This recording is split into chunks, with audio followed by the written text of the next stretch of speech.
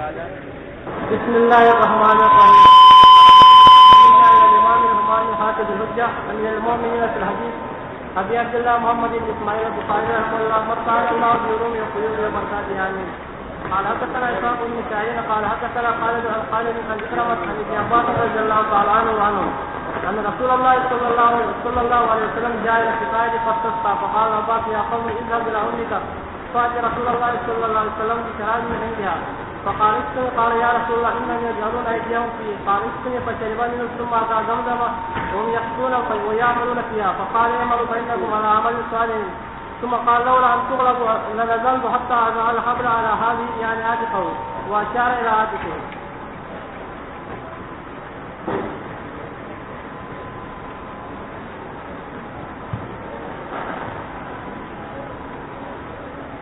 کہاں پڑا بھائی پتہ نہیں چلا کہاں سے پڑا کہاں سے پڑا. صفحہ نمبر 203 پہ 203. ہاں وہ تو ہے. کون سا باب پڑھا؟ باب شکایت الحاج کی شکایت ہے جس پر پڑھا تھا. پڑھ لیا گیا.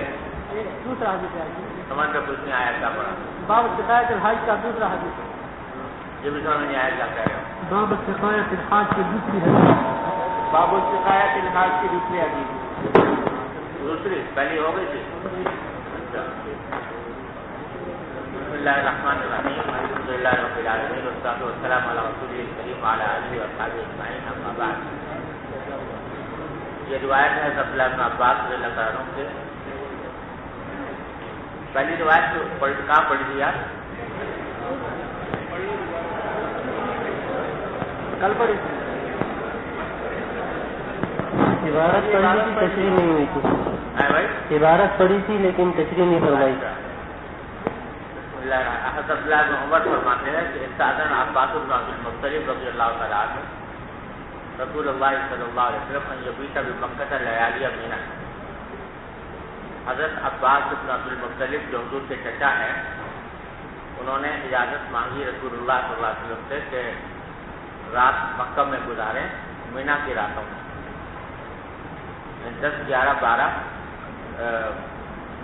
10 اور 11 کی راتیں جو ہیں وہ مینا میں گزارنا سنت ہے اور 12 کی رات بھی مستحب ہے.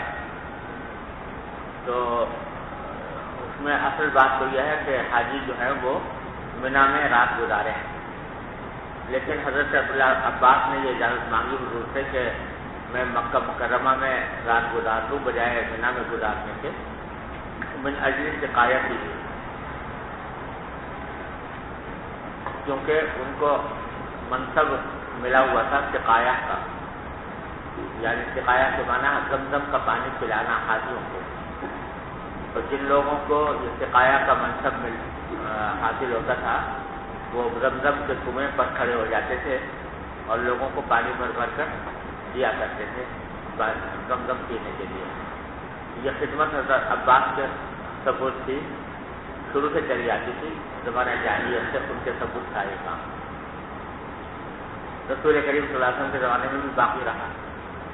تو انہوں نے فرمایا کہ مجھے چونکہ وہاں پانی پلانا ہوتا ہے اور رات کو وہاں حاجی آتے ہیں اور ان کو پانی پلانے کی خدمت میرے سپرد ہے, اس لیے مجھے اجازت دے دیجیے کہ میں مینا میں نہ رہوں بلکہ مکہ مکرمہ میں رات گزاروں. تو آپ نے اجازت دے دی. تو اس سے بات معلوم ہوئی کہ مینا کی راتوں میں مینا کے اندر قیام کرنا اگرچہ سنت ہے لیکن کسی عذر کی وجہ سے اگر کوئی شخص وہاں رات نہ گزارے اور مکہ مکرمہ میں رات گزارے تو اس میں کوئی مذائقہ نہیں ہے. البتہ جمرات کی رمی جب کرنی ہوتی ہے تو جمرات کی رمی کے لیے آ جائے اور پھر مکہ مکرمہ چلا جائے. کسی عذر کی وجہ سے ہو تو ایسا کرنا جائز ہے لیکن بلا عذر ایسا کرنا خلاف سنت ہے, مگر اس سے کوئی دم وغیرہ نہیں آتا. دوسری حدیث عبداللہ بن عباس کی ہے کہ رسول کریم صلی اللہ علیہ وسلم تشریف لائے سقایہ کے پاس, یعنی جہاں حضرت عباس نے سبیل لگائی ہوئی تھی زمزم کی. فاستسقى تو آپ نے پانی مانگا حضرت عباس سے. فقال عباس, حضرت عباس نے فرمایا کہ یا فضل اذهب الى امك فاتي رسول اللہ صلی اللہ علیہ وسلم بشراب من عنده. تو حضرت عباس نے اپنے بیٹے فضل سے کہا کہ جاؤ اپنی ماں کے پاس جاؤ اور وہاں سے رسول اللہ صلی اللہ علیہ وسلم کے پاس کے لیے پانی لے آؤ، ان کے پاس سے، سمجھے نا؟ مطلب یہ تھا کہ یہاں جو پانی لوگ پی رہے ہیں تو اس میں ہاتھ بھی ڈالتے ہیں، تو یہ ذرا اتنا صاف ستھرا نہیں ہوتا، گھر میں پانی اچھا صاف ستھرا رکھا ہوا ہے، وہ لے آؤ حضور کو پلانے کے لیے۔ فقال اسقِ، آپ نے فرمایا کہ نہیں یہیں سے پلاؤ۔ قال یا رسول اللہ، تو انہوں نے عرض کیا حضرت بات نے کہ یا رسول اللہ انہم یجعلون ایدیہم فیہ، تو لوگ جو ہیں اس پانی میں اپنے ہاتھ ڈالتے ہیں تو اتنا یہ صاف ستھرا نہیں رہا جتنا گھر میں رکھا ہوا ہے۔ قال اسقِ، آپ نے فرمایا کہ نہیں یہیں سے پلاؤ۔ فشرب، تو آپ نے پھر اسی سے پانی پیا، اور یہ سبق دے دیا کہ مقتدا کو یہ نہیں چاہیے کہ وہ عام لوگوں سے الگ تھلگ رہ کر اور اپنا کوئی امتیاز قائم کرے، بلکہ جو عام مسلمان جیسے کام کر رہے ہیں ویسے ہی اس کو بھی کرنا چاہیے، خاص طور سے حج کے موقع پر جہاں مقصود ہے تواضع اور عاجزی اور انکساری، تو وہاں پر اپنا کوئی مخصوص امتیاز قائم کرنا اچھی بات نہیں۔ اور پھر فرمایا ثم اتی زمزم، پھر آپ زمزم پر تشریف لے گئے، وہم یسقون ویعملون فیہا، اور وہ لوگ جو ہیں وہاں پر لوگوں کو پانی پلا رہے تھے اور عمل کر رہے تھے، یعنی پانی نکال رہے تھے۔ فقال، تو آپ نے فرمایا اعملوا فانکم علی عمل صالح، جو لوگ پانی نکال رہے تھے ان سے کہا یہ کرتے رہو کیونکہ یہ سب نیک کام ہے جو کر رہے ہیں۔ پھر فرمایا کہ لولا ان تغلبوا لنزلت حتى اضع الحبل على هذا، یعنی عاتقہ، کہ اگر مجھے اس بات کا اندیشہ نہ ہوتا کہ لوگ تم پر غلبہ پا لیں گے، ہجوم کریں گے، تو میں خود اترتا کنویں میں، یہاں تک کہ رسی رکھتا اپنے اس کندھے پر، اپنے کندھے کی طرف اشارہ کر کے آپ نے فرمایا، یعنی زمزم سے خود اپنے ہاتھ سے پانی نکالنا یہ بھی فضیلت کی بات ہے، اور میں یہ فضیلت حاصل کرتا، لیکن مجھے اندیشہ یہ ہے کہ اگر میں یہ کام کروں گا تو ہر ایک انسان چاہے گا کہ میں بھی حضور کی سنت کی اتباع میں یہ کروں، اور اس کے نتیجے میں ہجوم ہوگا، بدنظمی پھیلے گی۔ اس میں یہ سبق دے دیا کہ اگر بدنظمی پھیلنے کا اندیشہ ہو تو کسی مستحب کام کو بھی ترک کر دینا چاہیے، اس سے لوگوں میں بدنظمی ہو اور تکبر ہو۔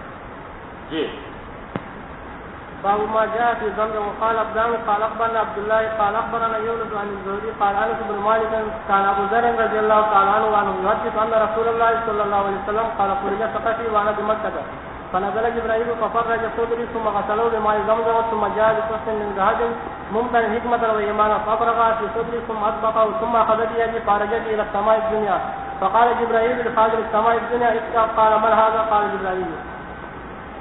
یہاں لانے کا مقصد یہ ہے کہ زمزم سے آپ کا سینہ مبارک دھویا گیا، اس لیے زمزم کی فضیلت اس سے معلوم ہے۔ جی وبه قال حدثني محمد بن سلام قال اخبرنا الفزاري عن عاصم عن الشعبي ان ابن عباس رضي الله تعالى عنه حدثه قال سقيت رسول الله صلى الله عليه وسلم من زمزم فشربه وهو قائم قال عاصم فحلف اكرمه ما كان يومئذ الا على بعير۔ یہاں مذکور ہے کہ نبی کریم صلی اللہ علیہ وسلم نے زمزم کا پانی کھڑے ہو کر پیا۔ عاصم کہتے ہیں کہ اکرمہ حلف کر کے کہتے ہیں کہ آپ تو اس دن بعیر پر سوار تھے، یعنی اونٹ پر سوار تھے، تو گویا جب اونٹ پر سوار تھے تو کھڑے ہو کر پینے کا کوئی معنی نہیں ہے۔ اور جو لوگ کہتے ہیں کھڑے ہو کر پیے، وہ کہتے ہیں کہ اونٹ کے اوپر بھی کھڑے ہو کر پیا آپ نے۔ اور یہ بھی تصدیق ہو سکتی ہے کہ انہوں نے تو حضور کو اونٹ پر دیکھا، لیکن وہاں زمزم پر جا کر اتر گئے وہاں بعد میں، اور پھر آپ نے کھڑے ہو کر پانی پیا ہو۔ اور اس کی وجہ سے بعض لوگوں نے یہ کہا ہے کہ زمزم کا پانی میں سنت یہ ہے کہ کھڑے ہو کر پیا جائے، لیکن تحقیق یہ ہے کہ ایسا نہیں ہے، زمزم بھی بیٹھ کر ہی پینا بہتر ہے، لیکن حضور اکرم صلی اللہ علیہ وسلم نے جو کھڑے ہو کر پیا وہ کئی مصلحتوں کی وجہ سے، ایک تو وہاں بیٹھنے کی جگہ نہیں تھی، ہجوم تھا، کیچڑ وغیرہ بھی ہوگی، اور دوسرے یہ کہ آپ چاہتے تھے کہ لوگ دیکھیں کہ آپ پانی پینے کا اہتمام کر رہے ہیں تاکہ دوسرے لوگ بھی آئندہ پانی پیا کریں، لوگوں کو دکھانا بھی مقصود تھا، اس واسطے آپ نے کھڑے ہو کر پیا، لیکن قاعدہ وہی ہے کہ کھڑے ہو کر پینے کے مقابلے میں بیٹھ کر پینا اقرب الی السنہ ہے اور زیادہ افضل ہے.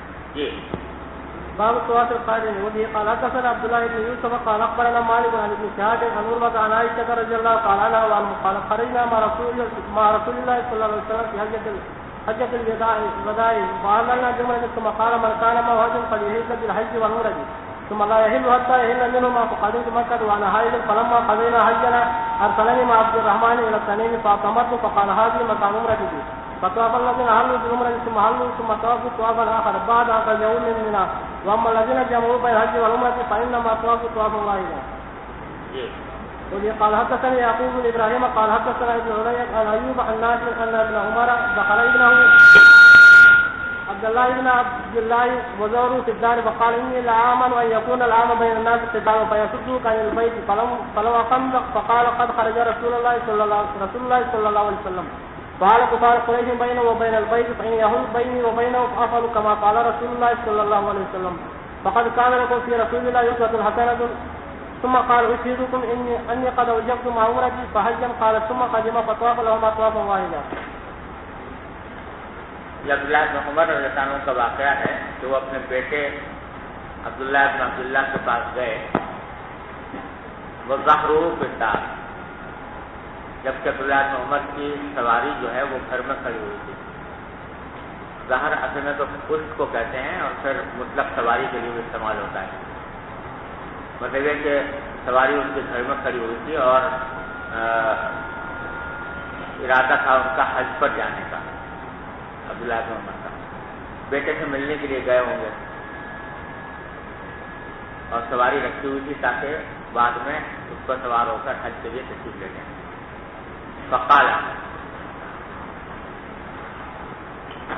تو بیٹے نے کہا عبداللہ بن عمر سے کہ انی لا آمن ان یکون العام بین الناس قتال.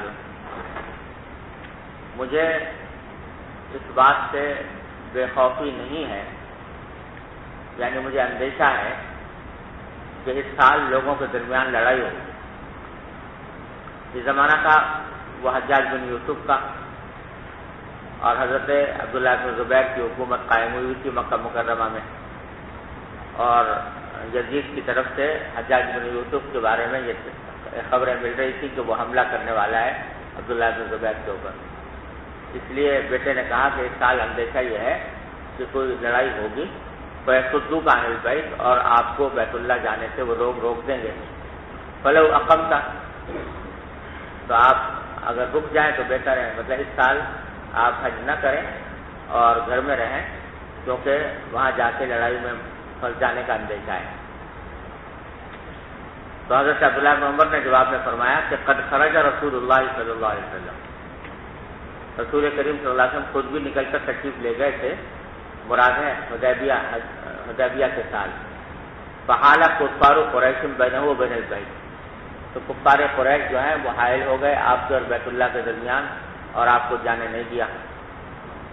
تو فإن یحل بینی و بینہ، تو اگر فإن یحل بینی و بینہ، اگر میرے اور بیت اللہ کے درمیان کوئی چیز حائل کر دی گئی، یعنی مجھے بیت اللہ جانے نہ دیا گیا، تو افعل کما فعل رسول اللہ صلی اللہ علیہ وسلم، تو میں وہی کام کروں گا جو حضور نے کیا تھا. یعنی احصار کے احکام جاری ہوں گے، اور جس طرح آپ نے قربانی کر کے آپ حلال ہو گئے تھے میں بھی حلال ہو جاؤں گا. فقد کان لکم فی رسول اللہ اسوۃ حسنہ. ثم قال، پھر فرمایا اشہدکم انی قد اوجبت مع عمرتی حجا، میں تمہیں گواہ بناتا ہوں کہ میں نے عمرے کے ساتھ حج بھی واجب کیا ہے، یعنی قران کا احرام باندھا ہے. قال ثم قدم، پھر آئے مکہ مکرمہ. فطاف لهما طوافا واحدا، اور عمرے اور حج دونوں کے لیے ایک ہی طواف کیا. اور یہ میں تفصیل بتا چکا ہوں کہ حنفیہ کے نزدیک اس کی مراد یہ ہے کہ عمرے کے طواف میں ہی طواف قدوم کی نیت بھی شامل کر لی تھی، وہ بھی شامل ہوگا. جی وبه قال حدثنا قتيبة بن سعيد قال حدثنا ليث عن نافع أن ابن عمر أراد الحج عاما نزل الحجاج بن جرير فقيل له إن الناس سائر بينهم قتال وإنا نخاف أن يصدوك، فقال لقد قال رسول الله أسوة حسنة إذا أسلموا كما كان رسول الله صلى الله عليه وسلم إني أشهدكم أني قد أوجبت عمرة.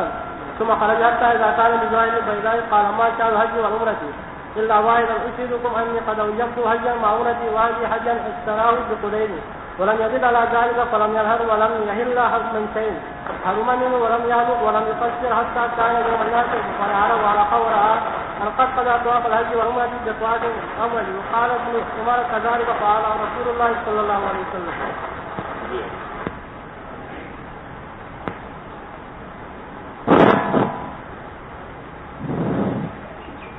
سوال ہے. بسم اللہ الرحمن الرحیم. آپ کچھ پوچھ رہے ہیں؟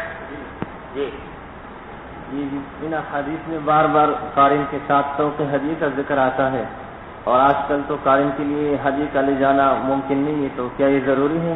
ضروری نہیں ہے، دونوں جائز ہے، بغیر شوق حدیث کے بھی قرآن ہو سکتا ہے.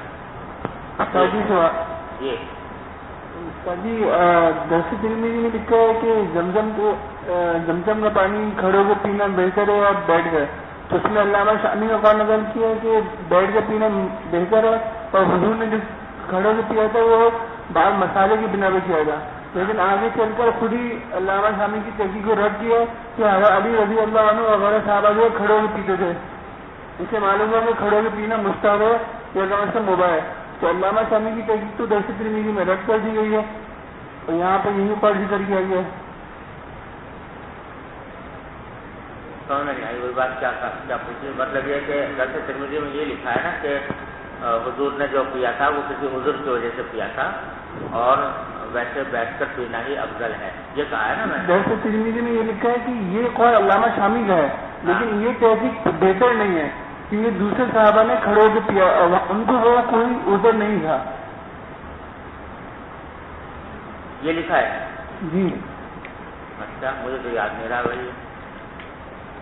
مجھے تو ایسے یاد ہے کہ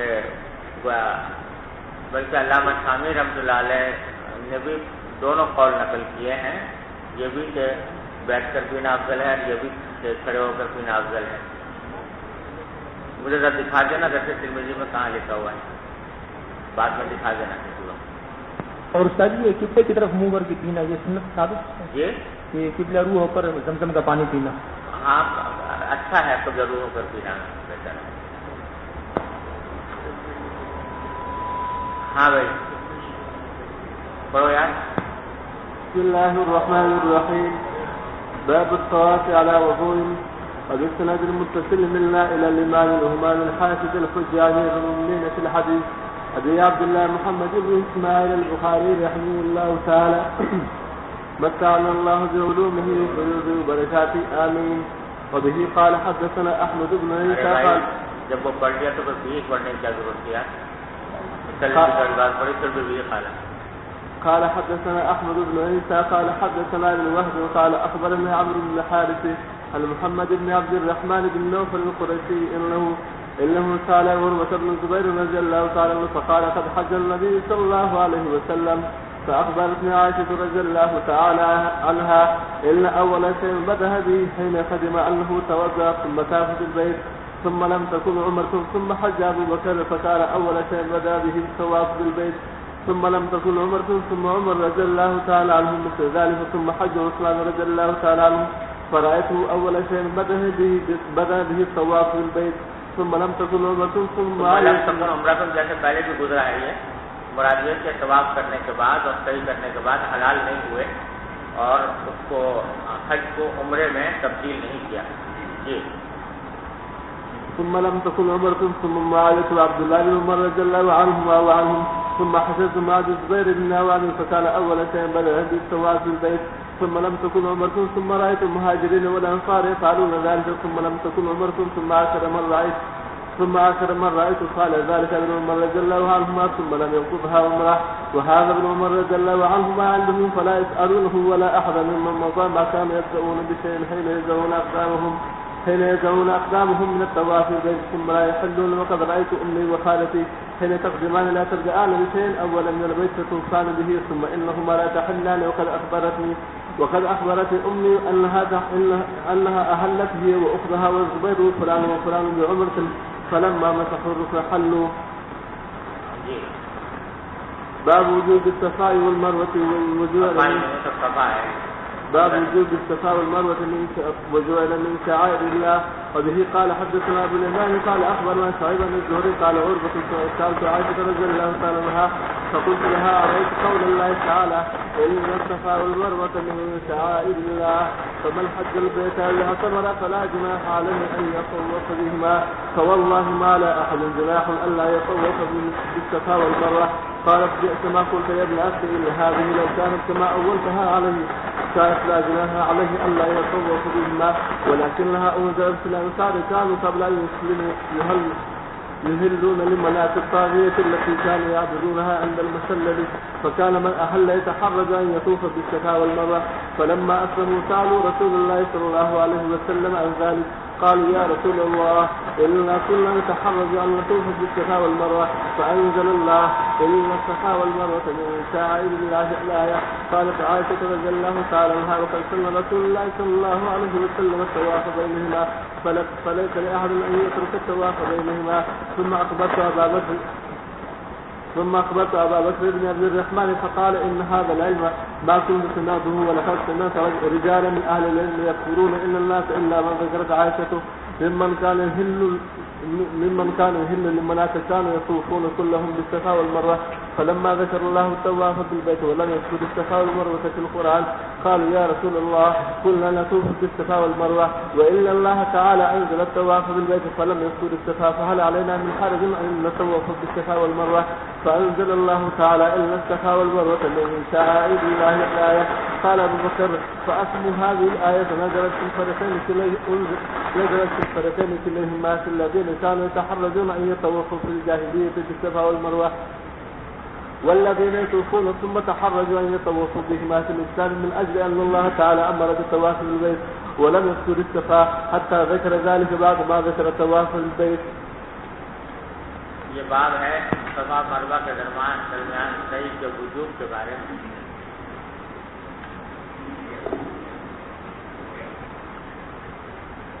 یہ سعی جو ہے حج میں فرض ہے یا واجب ہے یا سنت ہے, اس میں فقہا کے 3 قول ہیں. ایک قول عطا بن ابی رباح رحمۃ اللہ علیہ کا ہے, وہ سعی کو سنت کہتے ہیں, واجب یا فرض نہیں کہتے. لہذا اگر کوئی سعی کو چھوڑ دے تو ان کے نزدیک کوئی دم وغیرہ نہیں آتا. اور امام مالک, امام شافعی, امام احمد بن حنبل اس کو فرض کہتے ہیں,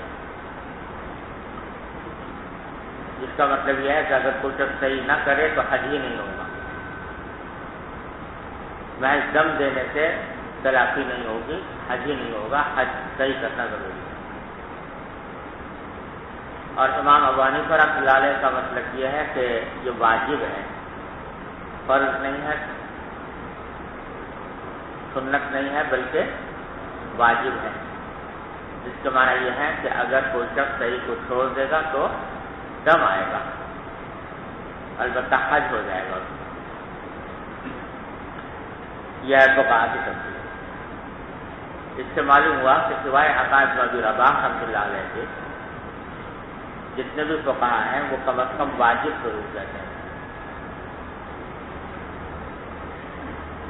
قرآن کریم میں جو صحیح کا ذکر آیا ہے تو اس میں الفاظ یہ ہیں کہ ان الصفا والمروۃ من شعائر اللہ فمن حج البیت او اعتمر فلا جناح علیہ ان یطوف بہما.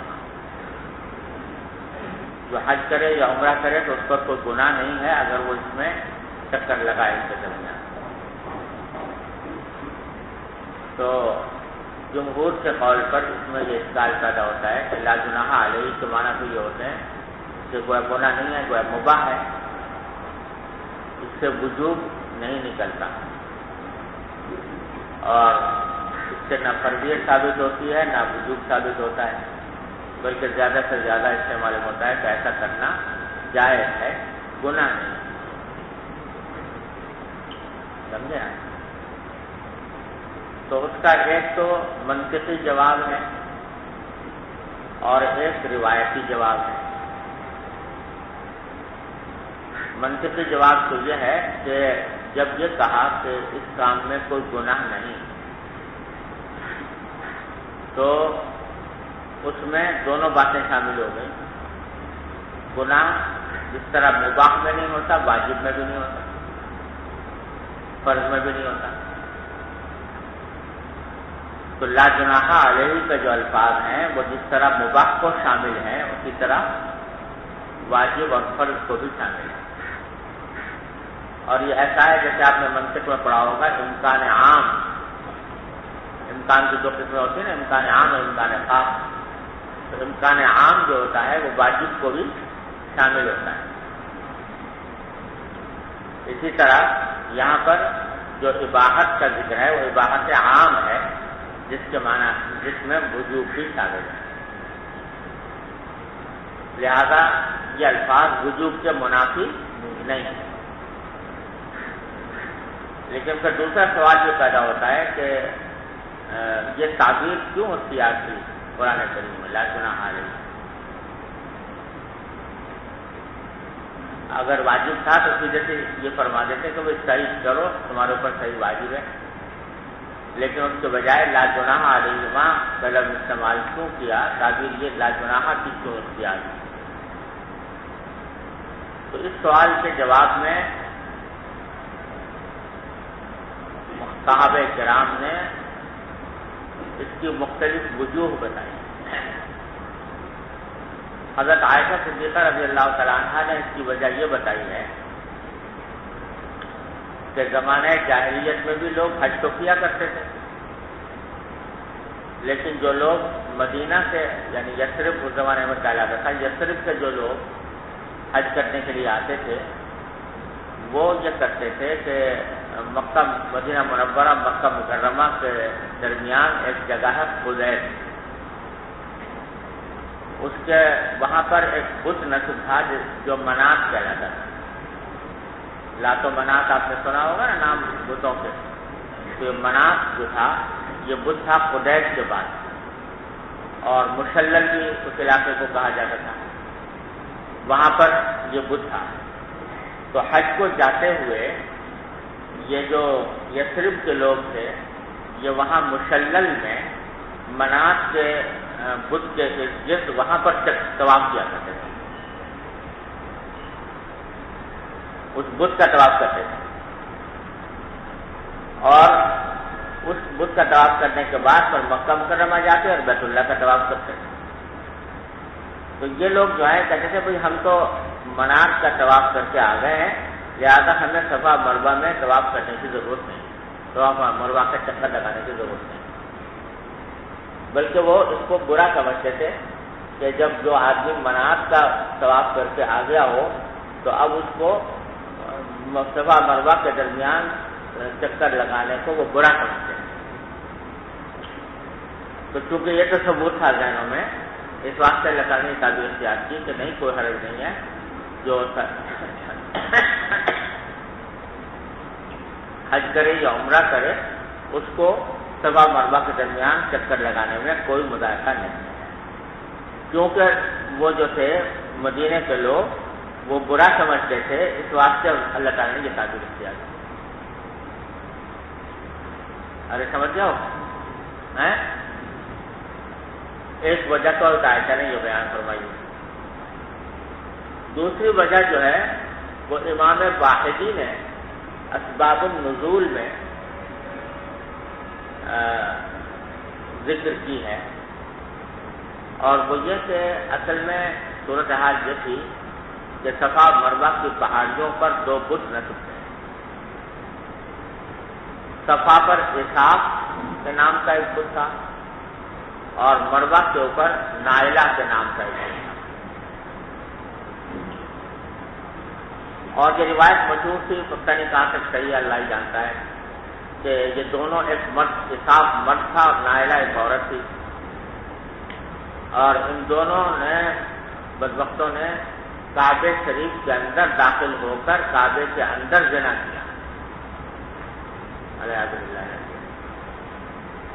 جس کے نتیجے میں اللہ تبارک و تعالیٰ نے ان کو مست کر کے پتھر بنایا.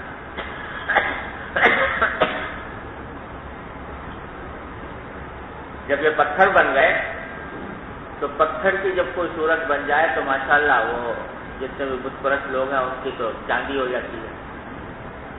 یہ پتھر جو ہے بنا بنایا بت مل گیا تو انہوں نے اس پتھر کے بتوں کو رکھ دیا کہاں؟ صفا مروا پر. کتاب کو رکھ دیا صفا پر اور مروا کو رکھ دیا وہ نائلہ کو رکھ دیا مروا پر. تو اب جب صحیح کرتے تو ان کے درمیان صحیح ہوتی تھی بتوں کے درمیان.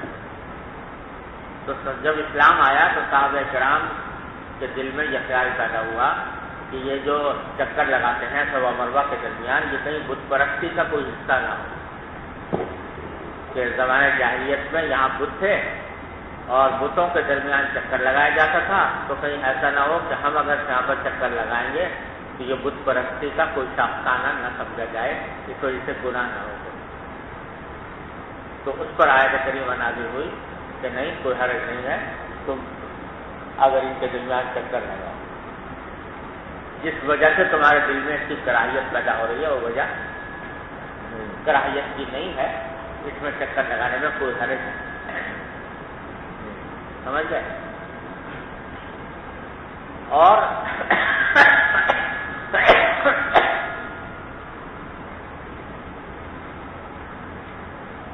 تیسری وجہ خود اسی حدیث میں ابو بکر بن عبد الرحمن بن حارث بن ہشام نے بیان کی. وہ دوسری وجہ کے قریب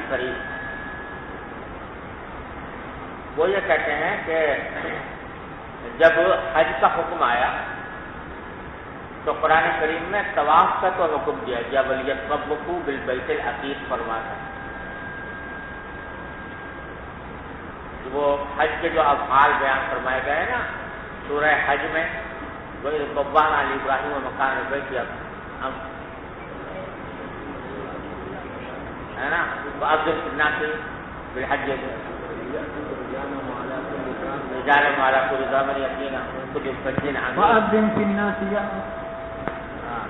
ثم ليقضوا تفثهم وليوفوا نذورهم وليطوفوا بالبيت العتيق. تو اس میں یہ سارے افعال بیان ہوئے ہیں. تو اس میں جو ذکر آیا ہے وہ طواف کا ہے, بیت عتیق کے طواف کا ہے, وہ بیت اللہ کا ہے. وہاں صحیح کا ذکر نہیں تھا. تو اس سے بعد صحابہ نے یہ سمجھا کہ شاید صفا مروا کے درمیان صحیح کا جو حکم ہے وہ اسلام میں باقی نہیں رکھا گیا. سمجھے نا؟ اور جو میں نے کہا کہ تیسری توجہ بھی دوسرے کے قریب ہے اس واسطے کہ ہو سکتا ہے کہ ان کے دل میں یہ خیال پیدا ہوا ہو کہ کیونکہ یہاں اسحاق اور نائلہ کے بت رکھے ہوئے تھے اس واسطے اسلام نے یہاں صحیح کرنے کا طریقہ باقی نہیں رکھا. اور اب اگر کوئی سب صحیح کرے ان کے درمیان تو گویا گناہ ہوگا. تو اس شبے کے ازالے کے لیے اللہ تعالیٰ نے یہ آیت نازل فرمائی لا جناح علیہ فضا فضل. پر آخر میں ابو بکر بن عبد الرحمن نے کہا کہ ان تینوں وجوہ میں ان وجوہ میں کوئی تعارض نہیں ہے. ان سب باتوں کی وجہ سے لا جناح علیہ کی تعبیر اختیار کی گئی ہے. جو لوگ یثرب والے تھے وہ منات کا طواف کر کے صفا مروہ کے درمیان صحیح کرنے میں حرج محسوس کرتے تھے, ان کی تبدیل بھی ہو گئی. اور جو لوگ یہ سمجھتے تھے کہ قرآن کریم میں طواف بیت اللہ کا ذکر تو آیا ہے اور صحیح کا ذکر نہیں آیا, ان کی بھی تبدیل ہو گئی. اور جو حضرات اسحاق اور نائلہ کی وجہ سے یہاں پر طواف کرنے سے اعتراض کرتے تھے تو ان کی بھی تبدیل ہو گئی. ان سب لوگوں کی تقدیر کی خاطر یہ تعبیر اختیار کی گئی لا جناح علیہ فضا فضل. اس کے معنی یہ نہیں ہے کہ یہ واجب نہیں ہے اور محض مباح ہے. سمجھ میں آ گئی بات؟ اب دیکھو یہ روایت ہے عروہ کی. عروہ کہتے ہیں کہ سألت عائشہ, میں نے عائشہ سے پوچھا فقلت لها أرأيت قول الله تعالى إن الصفا والمروة من شعائر الله فمن حج البيت أو اعتمر فلا جناح عليه أن يطوف بهما فوالله ما على أحد جناح ألا يطوف بالصفا والمروة. جب اللہ تعالیٰ یہ فرما رہے ہیں کہ ایک سے طواف کرنے میں کوئی حرج نہیں ہے تو پھر اس سے یہ نکلتا ہے کہ اگر کوئی شخص صفا مروہ کے درمیان طواف نہ کرے تو اس پر بھی کوئی حرج نہیں ہو، وہ مباح معلوم ہوتا ہے، واجب نہیں ہوتا. سمجھے؟ یہ اشکال کیا عروبہ نے حضرت عائشہ سے. حضرت عائشہ نے جواب میں فرمایا بئس ما قلت یا ابن اخی، بتیجے تم نے بہت بری بات کہی. ان هذه لو كانت كما اولتها علیہ، یہ آیت اگر ویسی ہوتی جیسے کہ تم نے اس کی تفسیر کی ہے تو کانت لا جناح علیہ اللہ یطوف بہما ہوتا. تو قرآن میں یہ آتا کہ لا جناح علیہ اللہ یطوف بہما، اس میں کوئی حرج نہیں ہے کہ کوئی آدمی صحیح نہ کرے. حالانکہ واقعہ ہے کہ صحیح گناہ نہیں اس بات میں کہ صحیح کرے. ولکنھا انزلت فی الانصار، لیکن یہ آیت در حقیقت نازل ہوئی انصار کے بارے میں. کانو قبل ان یسلموا، انصار کے جو لوگ تھے وہ اسلام لانے سے پہلے یحلون لمناسک طاغیہ، وہ پکارا کرتے تھے مناسب طاغیہ کو. مناسب بدھ کا نام ہے اور اس کے ساتھ صفت لگا دی گئی طاغیہ کی، کیونکہ وہ ایسی باطل قسم کا بت تھا. التی کانو یعبدونہا عند المسلل، اور یہ وہ وہ بت تھا جس کی وہ عبادت کرتے تھے مسلل کے پاس. اور جیسے میں نے اس کا مسلل جو ہے خدیس کے قریب ایک جگہ ہے. فکان من احل، تو اب جو لوگ وہاں جا کر پکارتے تھے منات کو تو وہ یتحرج، حرج محسوس کرتے تھے اس بات سے کہ وہ طواف کرے صفا مروہ کے درمیان. فلما اسلموا، جب یہ حضرات اسلام لے آئے تو سالو رسول اللہ صلی اللہ علیہ وسلم عن ذلک، حضور سے پوچھا اس کے بارے میں تو قالوا یا رسول اللہ انا كنا نتحرج ونطوف بالصفا والمروہ فانزل اللہ تعالی ان الصفا والمروہ من شعائر اللہ الآیہ. قالت عائشہ وقد سن رسول اللہ صلی اللہ علیہ وسلم الطواف بینہما، رسول کریم صلی اللہ علیہ وسلم نے اس کو سنت بنایا ہے. اور فلیس لأحد ان یترک الطواف بینہما، کسی کو حق نہیں ہے کہ اب وہ اس کے درمیان صحیح کرنے کو چھوڑے. یہ عائشہ کی بات پوری ہو گئی. آگے عروہ کہتے ہیں کہ ثم اخبرت ابا بکر بن عبد الرحمن، پھر میں نے یہ بات جو حضرت عائشہ سے سنی تھی یہ میں نے بتائی جا کر ابو بکر بن عبد الرحمن ابن حارث ابن ہشام کو. فقال، تو انہوں نے کہا کہ ان ھذا العلم ما كنت سمعت، یہ علم کی بات میں نے نہیں سنی تھی. یعنی جو تم حضرت عائشہ کے حوالے سے بیان کر رہے ہو کہ یہ انصار کے بارے میں نازل ہوئی تھی، یہ آیت میرے علم میں نہیں تھی. وَلَقَدْ سَمِعْتُ رِجَالًا مِنْ أَهْلِ الْعِلْمِ، البتہ اہل علم کے کچھ لوگوں کو میں نے سنا کہ قرون میں یہ کہتے تھے کہ ان الناس الا من ذکرت عائشہ، یعنی سوائے ان لوگوں کے جن کا ذکر عائشہ نے کیا ہے، من کان یحل لمنات، جو منات کا کو جا کر پکارا کرتے تھے، ان کے سوا جتنے لوگ تھے وہ سب کانوا یطوفون کلهم بصفا والمروہ، وہ صفا اور مروہ کے درمیان طواف کیا کرتے تھے.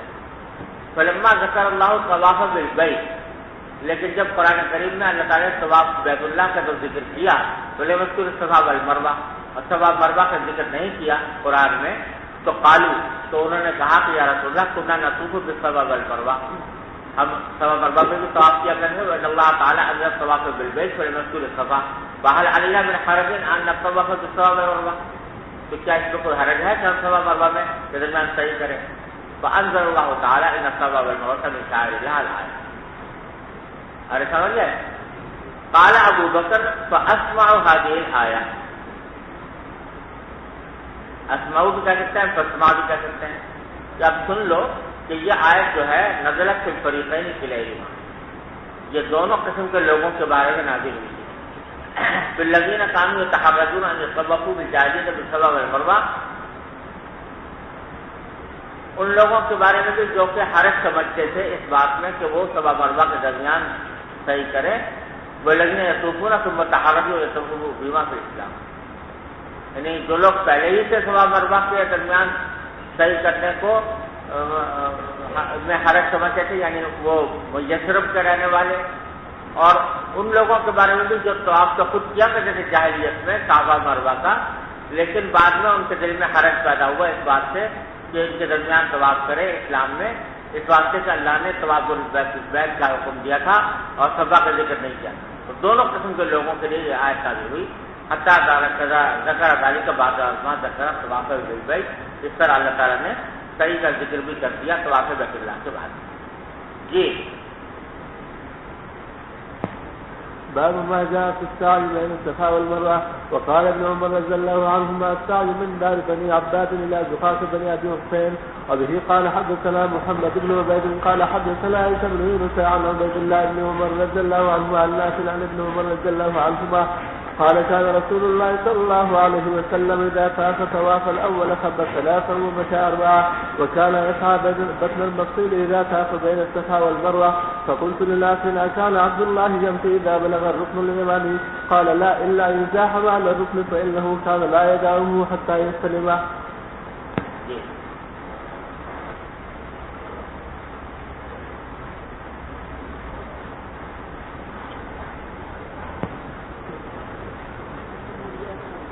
بسم الله الرحمن الرحيم.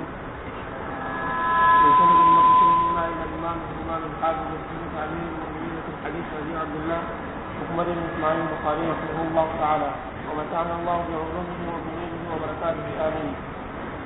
قال حدثنا علي بن عبد الله قال حدثنا سفيان عن عمرو بن دينار قال كأن ابن عمر رضي الله عنهما عن رجل طاف بالبيت في عمرة ولم يطف بين الصفا والمروة آيات امرأته فقال قدم النبي صلى الله عليه وسلم فطاف بالبيت سبعا وصلى خلف المقام ركعتين وطاف بين الصفا والمروة سبعا وقد كان لكم في رسول الله أسوة حسنة.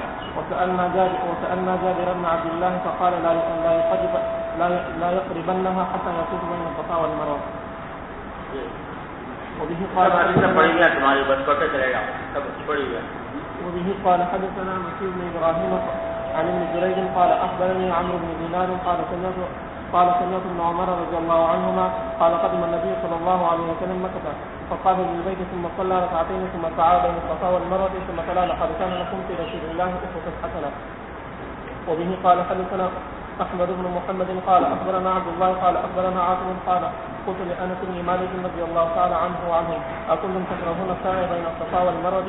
فقال نعم لأنها كانت من شعائر الجاهلية حتى أنزل الله تعالى إن الصفا والمروة من شعائر الله فمن حج البيت أو اعتمر فلا جناح عليه أن يطوف بهما. وبه قال حدثنا علي بن عبد الله قال حدثنا سفيان عن عمرو بن دينار عن عطاء عن ابن عباس رضي الله عنهما وعنهم قال إنما سعى رسول الله صلى الله عليه وسلم بالبيت وبين الصفا والمروة ليري المشركين قوته زاد الحميدي. قال حدثنا سفيان قال حدثنا عمرو قال سمعت عطاء عن ابن عباس رضي الله عنهما مثله. باب تقضي الحائض المناسك كلها إلا طواف بالبيت وإذا سعى على غير وضوء بين الصفا والمروة. وبه قال حدثنا عبد الله بن يوسف قال أخبرنا مالك عن عبد الرحمن بن القاسم عن أبيه عن عائشة رضي الله عنها وعنهم أنها قالت قدمت مكة وأنا حائض ولم أطف بالبيت ولا بين الصفا والمروة. قالت فشكوت ذلك إلى رسول الله صلى الله عليه وسلم فقال افعلي كما يفعل الحاج غير أن لا تطوفي بالبيت حتى تطهري. وبه قال حدثنا محمد بن المثنى قال حدثنا عبد الوهاب وقال لي قال حدثنا عبد الوهاب قال حدثنا حبيب بن المعلم عن عطاء عن جابر بن عبد الله قال أهل النبي صلى الله عليه وسلم هو أصحابه بالحج وليس مع أحد منهم هدي غير النبي صلى الله عليه وسلم وقدم علي رضي الله عنه من اليمن ومعه هدي فقال أهلت بما أهل النبي صلى الله عليه وسلم فأمر النبي صلى الله عليه وسلم أصحابه أن يجعلوها عمرة ويطوفوا بالبيت ثم يقصروا ويحلوا إلا من كان معه الهدي فقالوا ننطلق إلى منى وذكر أحدنا يقصر منيا فبلغ النبي صلى الله عليه وسلم فقال لو استقبلت من أمري ما استكبرت ما أهديت ولولا أن معي هدي لأحلمت وأحلمت. جملہ پہلی بار آیا ہے یہ کریں جب حضور اقدس صلی اللہ علیہ وسلم نے اس مصلحت کی وجہ سے جو پہلے بیان ہو چکی ہے صحابہ کرام سے کہا کہ وہ حج کو عمرے کا احرام بنا لیں اور عمرہ کر کے حلال ہو جائیں تو بعض صحابہ نے یہ جملہ کہا تھا اور دوسری روایتوں میں آتا ہے کہ جابر سے یہ جملہ کہا اننطلق الی منى وذکر احدنا یقطر منیا کہ کیا ہم منی میں اس حالت میں جائیں کہ ہمارے ہم میں سے کسی شخص کا ذکر جو ہے وہ منی ٹپکا رہا ہو، مطلب کہنے کا یہ ہے کہ جب حلال ہو جائیں گے تو بیویوں کے پاس بھی جائیں گے، اور منا سے جانے سے ذرا پہلے بھی اگر کسی نے مجامات کی ہو تو گویا ایسا ہوگا جیسے منی ٹپکا رہا ہے، یعنی یہ کنایا ہے اس بات سے کہ حدیث العہد بالجماع ہونے سے. یہ ذرا کچھ ان کو عجیب اور اچنبھی بات لگ رہی تھی. تو یہ بات نبی کریم صلی اللہ علیہ وسلم کو پہنچی تو آپ نے فرمایا لو استقبلت من امری واستكبرت ما احدثت، اگر میری رائے پہلے وہ ہو جاتی جو بعد میں ہوئی. یہ جملہ ہے محاورے کے طور پر استعمال ہوتا ہے کہ لو استقبلت، اگر میں پہلے ہی یہ کام کر چکا ہوتا من امری اپنے رائے کے بارے میں جو میں نے بعد میں کیا استقبلت، یعنی اب میری رائے یہ ہو رہی ہے کہ عمرہ کرنے سے حلال ہو جانا زیادہ بہتر ہے اس مصلحت کے خاطر. لیکن اگر یہ رائے میرے پہلے ہو گئی ہوتی شروع میں احرام باندھتے وقت تو ماں احدیت، تو میں حدی لے کر نہ آتا، حدی لے کر نہ آتا تاکہ عمرہ کر کے حلال ہو سکوں. لیکن کیونکہ پہلے سے میری یہ رائے نہیں تھی اور اس وقت میں حدی لے کر آ گیا ہوں، اور حدی لانے والے کے لیے حلال ہونا جائز نہیں ہوتا، اس وقت میں حلال نہیں ہو سکتا، لیکن صحابہ سے کہہ رہا ہوں کہ تم حلال ہو جاؤ. جی. ولولا أن معي الهدي لأحللت وحاجت عائشة رضي الله عنها فنسكت بالمناسك كلها غير أنها لم تطب بالبيت، فلما طهرت فاتت بالبيت قالت يا رسول الله تنطلقون بحجة وعمرة وأنطلق بحج، فأمر عبد الرحمن بن أبي بكر أن يخرج معها إلى تنعيم فاعتمرت بعد الحج. وبه قال حدثنا مؤمل بن هشام قال حدثنا إسماعيل عن أيوب عن حفصة رضي الله عنها وعنهم قالت كنا نمنع عواتقنا أن يخرجن فقدمت امرأة فنزلت فترة بني خلف فحدثت أن أختها كانت تحت رجل من أصحاب رسول الله صلى الله عليه وسلم قد غزا مع رسول الله صلى الله عليه وسلم 12 غزوة، وكانت أختي معه في 6 غزوات. قالت كنا نداول سلمى ونقوم على المرضى، فسألت أختي رسول الله صلى الله عليه وسلم فقالت هل على أحدنا بأس إن لم يكن لها جلباب ألا تخرج؟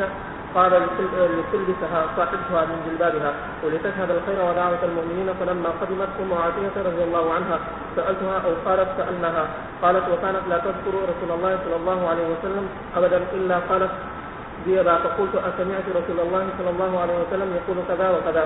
قالت نعم ديبا. فقالت لتخرج العواتق وذوات الخدور، أو العواتق ذوات الخدور والحيض فيشهدن الخير ودعوة المسلمين وتعتزل الحيض المكلى. فقلت الحائض، فقالت أوليس تشهد عرفة وتشهد كذا وتشهد كذا.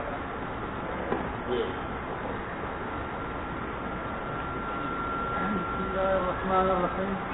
باب الإهلال من البطحاء وغيرها من مكي والإنحاج إذا خرج إلى منى. وسئل عطاء عن المجاور أن يلبي الحج فقال كان ابن عمر يلبي يوم التروية إذا صلى الظهر واستوى على راحلته. وقال عبد الملك عن عطاء عن جابر رضي الله عنه قال فجئنا مع النبي صلى الله عليه وسلم فأحللنا حتى يوم التروية وجعلنا مكة بدهن لبينا بالحج. وقال أبو الزبير عن جابر أهللنا من البطحاء. وقال عبيد بن جريج بن عمر رضي الله عنهما رأيتك إذا كنت بمكة أهل الناس إذا رأوا الهلال ولم تهل أنت حتى يوم التروية. فقال لم أرى النبي صلى الله عليه وسلم يهل حتى تنبعث به راحلته. باب أين يصلي الظهر في يوم التروية. وبسند متصل مما إلى الإمام الهمائي الحافظ الحجة أمير المؤمنين في الحديث أبي عبد الله محمد بن إسماعيل البخاري رحمه الله ومتعنا بعلومه وفيوضه آمين. قال حدثني عبد الله بن محمد قال حدثنا إسحاق الأزرق قال حدثنا سفيان عن عبد العزيز بن رفيع قال سألت أنس بن مالك رضي الله عنه وعنه قلت أخبرني شيء أخذته عن النبي صلى الله عليه وسلم أين صلى الظهر والعصر يوم التروية. قال بمنى. قلت فأين صلى العصر يوم النحر؟ قال بالأبتح. ثم قال افعل كما تفعل أمراؤك. وبه قال اگر کہ حضور نے تو یوم الترویہ میں نماز منی میں جا کر پڑھی تھی، لیکن تم جیسا تمہارے امیر چاہیں اس طرح کرو، یعنی ایسا کرنا کوئی ضروری نہیں. اسی طرح جب واپس آ رہے تھے منی سے تو آپ نے اثر جا کر ابتح کے مقام پر پڑھی تھی، لیکن تم جیسا تمہارے امیر چاہیں کرو کوئی ضروری نہیں. جی. وبه قال حدثنا علي سمع أبا بكر بن عياش قال حدثنا عبد العزيز قال لقيت أنس رضي الله عنه قال حدثني إسماعيل بن أبان قال حدثنا أبو بكر عن عبد العزيز قال خرجت إلى منى يوم التروية فلقيت أنسا ضاربا على حمار فقلت أين صلى النبي صلى الله عليه وسلم هذا اليوم الظهر قال انظر حيث تصلي أمراؤك تصلي. باب الصلاة بمنى. وبه قال حدثني إبراهيم بن المنذر قال حدثنا ابن وهب قال أخبرني عثمان بن شهاب قال أخبرني عبيد الله بن عبد الله بن عمر عن أبيه رضي الله عنهما وعنهم قال صلى رسول الله صلى الله عليه وسلم بمنى ركعتين وأبو بكر وعمر وعثمان صدرا من خلافته. وبه قال حدثنا آدم قال حدثنا شعبة عن أبي إسحاق الهمداني عن حارث بن وهب الخزاعي رضي الله عنه وعنه قال صلى النبي صلى الله عليه وسلم ونحن أكثر ما كنا قد وآمنه بمنى ركعتين. وبه قال حدثنا قبيصة بن عقبة قال حدثنا سفيان عن الأعمش عن إبراهيم عن عبد الرحمن بن يزيد عن عبد الله رضي الله عنه وعنه قال صليت مع النبي صلى الله عليه وسلم ركعتين ومع أبي بكر ركعتين ومع عمر ركعتين ثم تفرقت بكم الطرق فيا ليت حظ من 4 ركعتان متقبلتان. باب الصوم يوم عرفة. وبه قال حدثنا علي بن عبد الله قال حدثنا سفيان عن الزهري قال حدثنا سالم قال سمعت أمير المولى أم الفضل عن أم الفضل رضي الله عنها وعنهم قالت شك الناس يوم عرفة في صوم النبي صلى الله عليه وسلم فبعثت إلى النبي صلى الله عليه وسلم بشراب فشربه. فرماتی ہیں کہ عرفے کے دن لوگوں کو شک ہو گیا جو حضور نے آیا روزہ رکھا ہے یا نہیں عرفے کے دن عرفات. تو کہتی ہے میں نے حضور اکرم صلی اللہ علیہ وسلم کے پاس کچھ پینے کی چیز بھیجی تاکہ دیکھیں کہ وہ آپ پیتے ہیں یا نہیں. آپ نے پی لی, معلوم ہوا کہ آپ کا روزہ نہیں. تو اگرچہ یوم عرفہ میں روزہ رکھنا دوسری جگہ آپ نے اس کی فضیلت بیان فرمائی ہے, لیکن اسی حدیث سے فقہاء کرام نے فرمایا کہ حاجی کے لیے بہتر ہے کہ روزہ نہ رکھیں تاکہ وہ وقوف عرفہ کے لیے میں نشاط کے ساتھ اور قوت کے ساتھ عبادت کر سکیں. تو حاجی کے لیے بہتر نہیں ہے, دوسرے لوگوں کے لیے ہے کہ روزہ رکھیں تو اچھا ہے. جی باب التلبية والتكبير إذا غدا من منى إلى عرفة. وبه قال حدثنا عبد الله بن يوسف الشامي قال أخبرنا مالك عن محمد بن أبي بكر الثقفي أنه سأل أنس بن مالك رضي الله عنه وعنهم وهما غاديان من منى إلى عرفة كيف كنتم تصنعون في هذا اليوم مع رسول الله صلى الله عليه وسلم. فقال كان يهل منا المهل فلا ينكر عليه ويكبر المكبر منا فلا ينكر عليه. یعنی حضرت انس سے پوچھا جب کہ یہ منی سے عرفات جا رہے تھے کہ حضور اکرم صلی اللہ علیہ وسلم کے ساتھ تم کیا کیا کرتے تھے اس دن میں جب منی جا رہے ہوتے تھے تو تکبیر زیادہ کہتے تھے یا تلبیہ زیادہ پڑھتے تھے, کیونکہ یہ دن جو ہے یہ تکبیر کے بھی دن ہے نا, پیچھے گزرا ہے کہ چلتے پھرتے اٹھتے بیٹھتے آدمی کو تکبیر بھی کہنی چاہیے. تو حضرت انس نے فرمایا کہ کان یحل من المحل فلا ينکر علیہ, ہم میں سے کوئی تکبیر تلبیہ پڑھتا تھا تو اس کے اوپر بھی کوئی نقید نہیں کی جاتی تھی, اور کوئی تکبیر پڑھتا تھا تو اس پر بھی کوئی نقید نہیں ہوتی تھی. مطلب جو جیسا موقع ہو جیسا دل چاہے ویسا کر سکتا ہے, تلبیہ کی کثرت کرے یا تکبیر کی کثرت کرے. جی باب التهجير بالرواح يوم عرفة. وبه قال حدثنا عبد الله بن يوسف الشامي قال أخبرنا مالك عن ابن شهاب عن سالم قال كتب عبد الملك إلى الحجاج ألا يخالف ابن عمر رضي الله عنهما في الحج, فجاء ابن عمر وأنا معه يوم عرفة حين زالت الشمس فساح عند سراجة الحجاج فخرج وعليه ملحفة معصرة فقالت ما لك يا أبا عبد الرحمن؟ فقال الرواح إن كنت تريد السنة. قال هذه الساعة؟ قال نعم. قال فانظرني حتى أفيض على رأسي ثم أخرج فنزل حتى خرج الحجاج فصار بيني وبين أبي فقلت إن كنت تريد السنة فاقصر الخطبة وعجل الوقوف. فجعل ينظر إلى عبد الله فلما رأى ذلك عبد الله قال صدق. حضرت ابن شہاب زہری روایت کر رہے ہیں سالم سے, عبداللہ بن عمر کے ساتھ آتے ہیں. وہ فرماتے ہیں کہ کتب عبد الملک الحجاج, عبد الملک ابن مروان نے جو اس وقت خلیفہ تھا حجاج کو یہ لکھا کہ وہ مخالفت نہ کریں عبداللہ بن عمر کی حج میں. امیر حج تو بنا دیا تھا حجاج بن یوسف کو, اور عبد الملک بن مروان نے امیر حج بناتے ہوئے یہ ہدایت دی تھی کہ دیکھو بھائی حضرت عبداللہ بن عمر بڑے صحابی ہیں, وہ ساتھ ہوں گے تمہارے حج میں تو کسی معاملے میں ان کی مخالفت نہ کرنا، ان سے پوچھ کر کام کرنا۔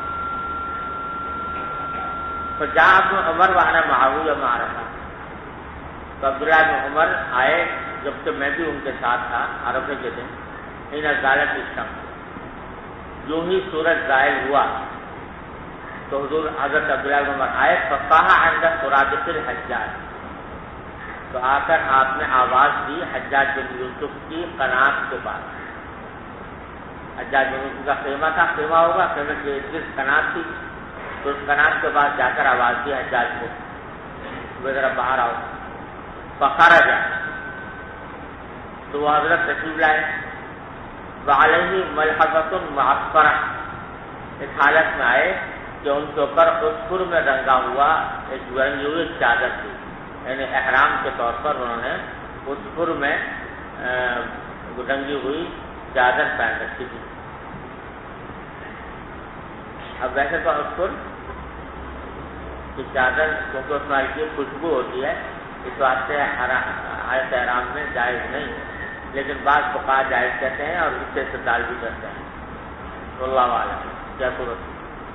فقال مالک یا ابا عبد الرحمن، حجاج نے آ کر پوچھا عبداللہ بن عمر سے کیا بات ہے بھائی اے ابو عبد الرحمن، کنیا ہے عبداللہ بن عمر۔ فقال، تو حضرت عبداللہ بن عمر نے فرمایا الروا ان کو تريد السنة، جب چلنے کا وقت آ گیا، یعنی خطبہ اور نماز وغیرہ کا وقت آ گیا ہے، چلو اگر تم سنت پر عمل کرنا چاہتے ہو۔ قال هذه الساعة، حجاج نے کہا اس وقت گرمی بہت لگ رہی ہوگی، صبح وہ تھا دوپہر کا وقت تھا بالکل پٹاری کا، تو اس وقت کہا کہ اس وقت چلوں؟ قال نعم۔ قال فانظرني حتى افيض على رأسي، تو حجاج نے پھر حضرت عبداللہ بن عمر سے کہا کہ ذرا مجھے مہلت دیجیے تو میں ذرا اپنے سر پر پانی ڈال دوں، ثم اخرج، پھر نکلوں گا۔ فنزل حتى خرج الحجاج، فصار بینی و بین ابی، تو حجاج چلنے لگا میرے اور میرے والد کے درمیان۔ فقلت، سالم کہتے ہیں میں نے ان سے کہا ان کنت تريد السنة فاقصر الخطبة وعجل الوقوف، اگر آپ سنت پر عمل کرنا چاہتے ہو تو خطبہ ذرا مختصر کرنا اور وقوف جلدی کرنا۔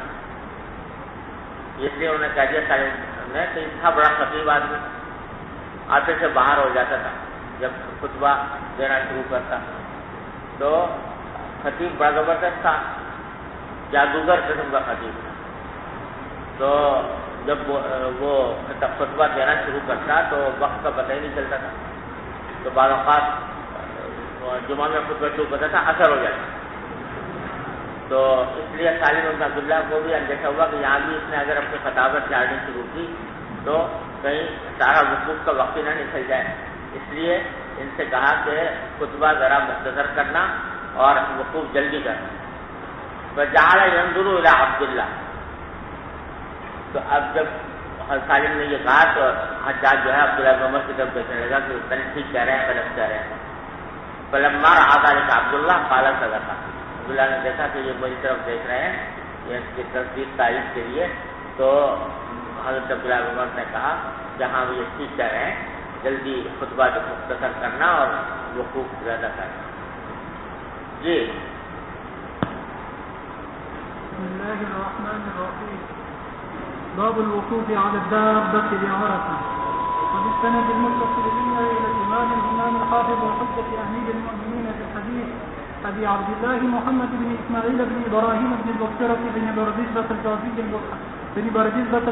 البخاري رحمه الله تعالى ومتعنا بعلومه وقيوده وبركاته آمين.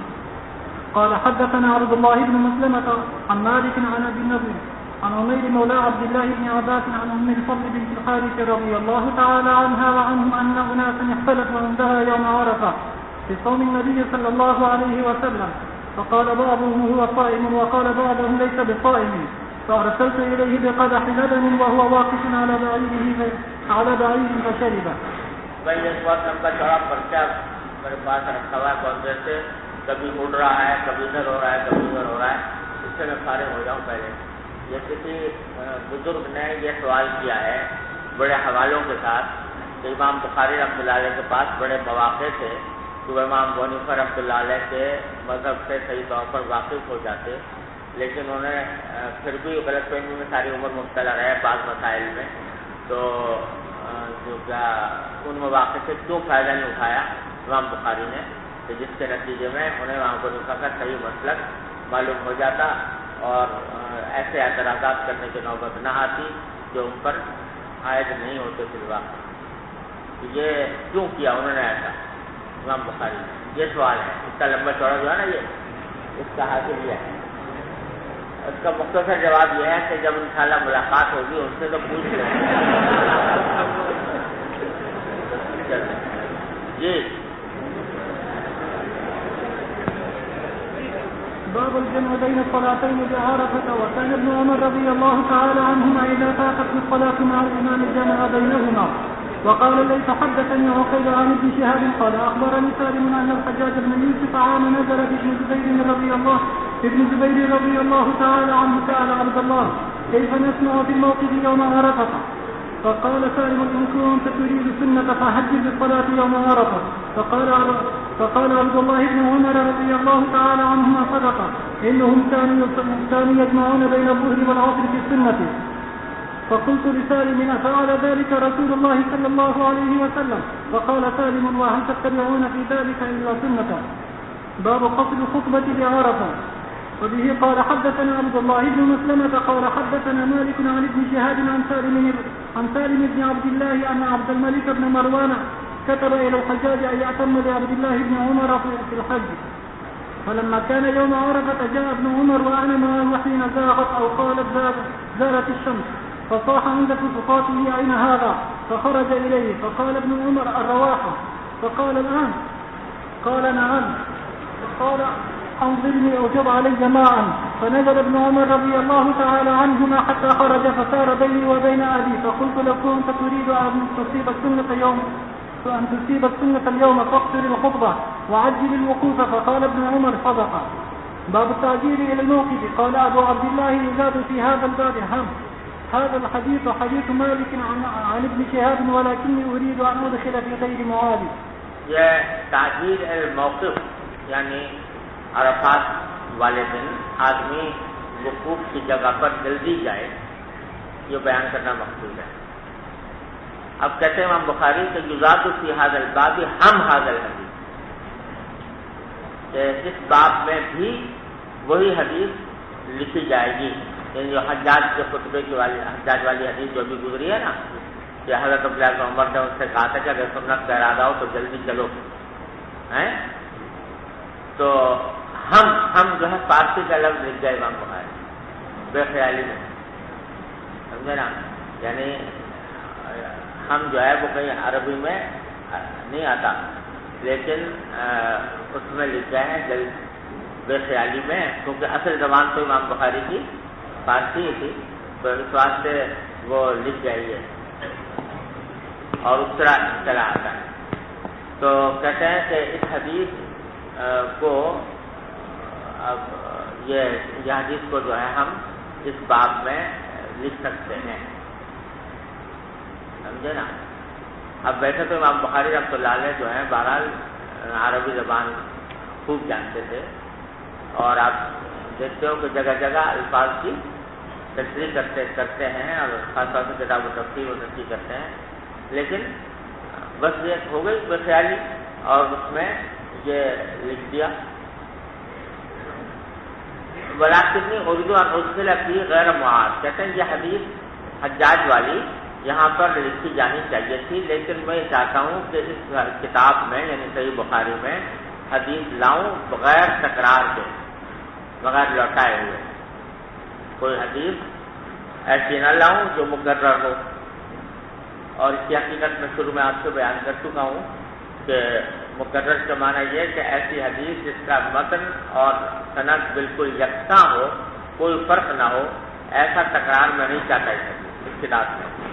تو اب جو حجاج والی روایتیں تھیں جو جن مختلف سندوں سے موجود تھیں وہ ساری پیچھے گزر چکی، تو اب کوئی اور نئی سند کے ساتھ یہ موجود نہیں ہے، لہذا میں اس ترجمۃ الباب میں اس کو ذکر کرنے سے معذور نہیں کر سکتا. سمجھ گیا بھائی؟ تو یہ کہنا چاہتے ہیں امام بخاری.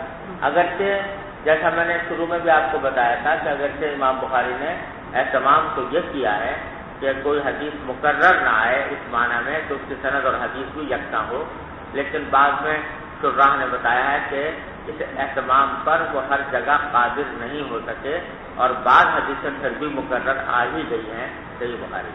جی باب الوقوف بعرفة. وبه قال حدثنا علي بن عبد الله قال حدثنا سفيان قال حدثنا عمرو قال حدثنا محمد بن جبير بن مطعم عن أبيه قال كنت أطلب بعيرا لي. قال وحدثنا مسدد قال حدثنا سفيان عن عمرو سمع محمد بن جبير عن أبيه جبير بن مطعم رضي الله تعالى عنه قال أضللت بعيرا لي فذهبت أطلبه يوم عرفة فرأيت النبي صلى الله عليه وسلم واقفا بعرفة فقلت هذا والله من الخمس فما شانه ها هنا. زبیر بن مطعم فرماتے ہیں رضی اللہ تعالیٰ عنہ کہ میں نے گم کر دیا تھا اپنا ایک اونٹ. حج کے دوران میرا ایک اونٹ کہیں گم ہو گیا بیچارہ. فذهبت اطلبه يوم عرفة، میں اس کو تلاش کرنے لگا عرفے کے دن. تو وہاں میں نے دیکھا کہ نبی کریم صلی اللہ علیہ وسلم کھڑے ہوئے ہیں عرفات میں اور وہاں وقوف فرما رہے ہیں. فقلت، تو میں نے کہا ھذا واللہ من الخمس، یہ حضور اقدس صلی اللہ علیہ وسلم تو خمس میں سے ہیں. فما شانہ ھا ھنا، تو ان کا یہاں کیا کام؟ پہلے بتایا تھا نا کہ یہ جو قریش اور کنانہ چند قبائل تھے نا، یہ اپنے آپ کو کیا کہتے تھے؟ ہم احمس کی جمع، اور انہوں نے اپنے کچھ الگ احکام بنا رکھے تھے دوسرے اہل عرب کے مقابلے میں. ان میں سے ایک حکم یہ تھا کہ یہ جب حج ہوتا تھا تو یہ عرفات میں نہیں جاتے تھے، عرفات میں وقوف نہیں کرتے تھے، اس کے بجائے مزدلفہ میں کرتے تھے، ہے نا؟ مزدلفہ میں کرتے تھے. کیوں کرتے تھے؟ اس واسطے کہ وہ کہتے تھے کہ بھائی ہم تو نحن خفین اللہ، ہم تو اللہ میاں کے مجاور ہیں، یعنی بیت اللہ کے مجاور ہیں. کیونکہ بیت اللہ کے مجاور ہیں لہٰذا حرم سے نہیں نکلیں گے، حدود حرم سے. عرفات جو تھا وہ حدود حرم سے باہر تھا، تو کہتے ہم کیونکہ اللہ کے مجاور ہیں اس واسطے حدود حرم سے باہر نہیں جائیں گے، تو ہمارا وقوف عرفات میں نہیں ہوگا بلکہ کہاں ہوگا؟ مزدلفہ میں ہوگا. پرانی ساری قوم تو کر رہی ہوتی تھی وقوف عرفات میں، اور یہ الگ بیٹھے ہوئے مزدلفہ میں کرتے تھے. سمجھے نا؟ تو حضرت جب نبی کریم صلی اللہ علیہ وسلم تشریف لائے تو یہ رسم ختم کر دی گئی اور فرمایا گیا تم افیضوا من حیث افاض الناس، تو جہاں لوگ کر رہے ہیں وہیں تم بھی کرو. تو حکم یہ آ گیا تھا، لیکن زبیر بن مطعم کو یہ نیا حکم معلوم نہیں تھا. اس واسطے جب انہوں نے حضور اقدس صلی اللہ علیہ وسلم کو عرفات میں وقوف کرتے ہوئے دیکھا تو تعجب ہوا، یہ تو حمص میں سے ہیں، یعنی قریش میں سے ہیں، پھر بھی یہ یہاں ان کا کیا کام عرفات میں؟ جی. وبه قال حدثنا ثروة بن أبي المغراء قال حدثنا علي بن مسلم عن هشام بن عروة قال عروة كان الناس يطوفون في الجاهلية عراة إلا الحمص، والحمص قريش وما ولدت، وكانت الحمص يحتسبون على الناس يعطي الرجل ثيابه يطوف فيها، وتعطي المرة الثياب تطوف فيها، فمن لم تعطيه الحمص طاف بالبيت عريانا. وكان يفيض جماعة الناس من عرفات وتفيض الحمص من جمع. قال وأخبرني أبي عن عائشة رضي الله تعالى عنها أن هذه الآية نزلت في الحمص ثم أفيضوا من حيث أفاض الناس. قال كانوا يفيضون من جمع فدفعوا إلى عرفات. سمجھ گیا نا؟ یہ تو گزر چکا نا مسئلہ. چلو. باب السير إذا رفع من عرفة. وبه قال حدثنا عبد الله بن يوسف قال أخبرنا مالك عن هشام بن عروة عن أبيه رضي الله تعالى عن أبيه أنه قال سئل أسامة وأنا معه جالس كيف كان رسول الله صلى الله عليه وسلم يسير في حجة الوداع حين دفعه؟ قال كان يسير العنق فإذا وجد فجوة النصف. قال هشام والنصف فوق العنق. قال أبو عبد الله فجوة متسع والجمع فجوات وفجاء، وكذلك ركوة وركاء مناص ليس حين فرار. باب النزول بين عرفة وجمع. وبه قال حدثنا مسدد قال حدثنا حماد بن زيد عن يحيى بن سعيد عن موسى بن عقبة عن كريب مولى بن عباس عن أسامة بن زيد رضي الله تعالى عنه وعنهم أن النبي صلى الله عليه وسلم حين أفاض من عرفة مال إلى الشعب فقضى حاجته فتوضأ فقلت يا رسول الله صلى الله عليه وسلم تصلي؟ قال فالصلاة أمامك. وبه قال حدثنا موسى بن إسماعيل قال حدثنا جويرية عن نافع قال كان عبد الله بن عمر رضي الله تعالى عنهما يجمع بين المغرب والعشاء بجمع غير أنه يمر بالشعب الذي أخذه رسول الله صلى الله عليه وسلم فيدخل فينتفض ويتوضأ ولا يصلي حتى يصلي بجمع. وبه قال حدثنا قتيبة قال حدثنا إسماعيل بن جعفر عن محمد بن أبي حرملة عن كريب مولى بن عباس عن أسامة بن زيد رضي الله تعالى عنه وعنهم أنه قال رددت رسول الله صلى الله عليه وسلم من عرفات فلما بلغ رسول الله صلى الله عليه وسلم الشعب الأيسر الذي دون المزدلفة أناخ فبال ثم جاء ففضلت عليه الوضوء فتوضأ وضوءا خفيفا فقلت الصلاة يا رسول الله؟ قال الصلاة أمامك. فركب رسول الله صلى الله عليه وسلم حتى أتى المزدلفة فصلى ثم ردف الفضل رسول الله صلى الله عليه وسلم غداة جمع. قال كريب فأخبرني عبد الله بن عباس عن الفضل أن رسول الله صلى الله عليه وسلم لم يزل يلبي حتى بلغ الجمرة. بسم الله الرحمن الرحيم. باب أمر النبي صلى الله عليه وسلم بالسكينة عند الإفاضة وإشارته إليهم بالصوت. وبالسند المتصل منا إلى الإمام الهمام الحافظ الحجة أمير المؤمنين في الحديث أبي عبد الله محمد بن إسماعيل البخاري رحمه الله تعالى ومتعنا بعلومه وقيوده وبركاته آمين. قال حدثنا سعيد بن أبي مريم قال حدثنا إبراهيم بن سويد قال حدثني عمرو بن أبي عمرو مولى المطلب قال أخبرني سعيد بن جبير مولى والبة الكوفي قال حدثني ابن عباس أنه دفع مع النبي صلى الله عليه وسلم يوم عرفة فسمع النبي صلى الله عليه وسلم وراءه زجرا شديدا ضربا بالإبل فأشار بصوته إليهم وقال أيها الناس عليكم بالسكينة فإن البر ليس بالإجراء أوضعوا أسرعوا خلالكم من التخلل بينكم وفجرنا خلالهما بينهما. فإن البر ليس بالإيذاء فرمایا کہ کوئی نیکی نہیں کہ بہت تیز چلاؤ سوانیوں کو، ایذاء سوانا بہت تیز چلا، تو اس لیے فرمایا کہ اطمینان سے چلو، دھکا پیل نہ کرو. جی باب الجمع بين الصلاتين بالمزدلفة.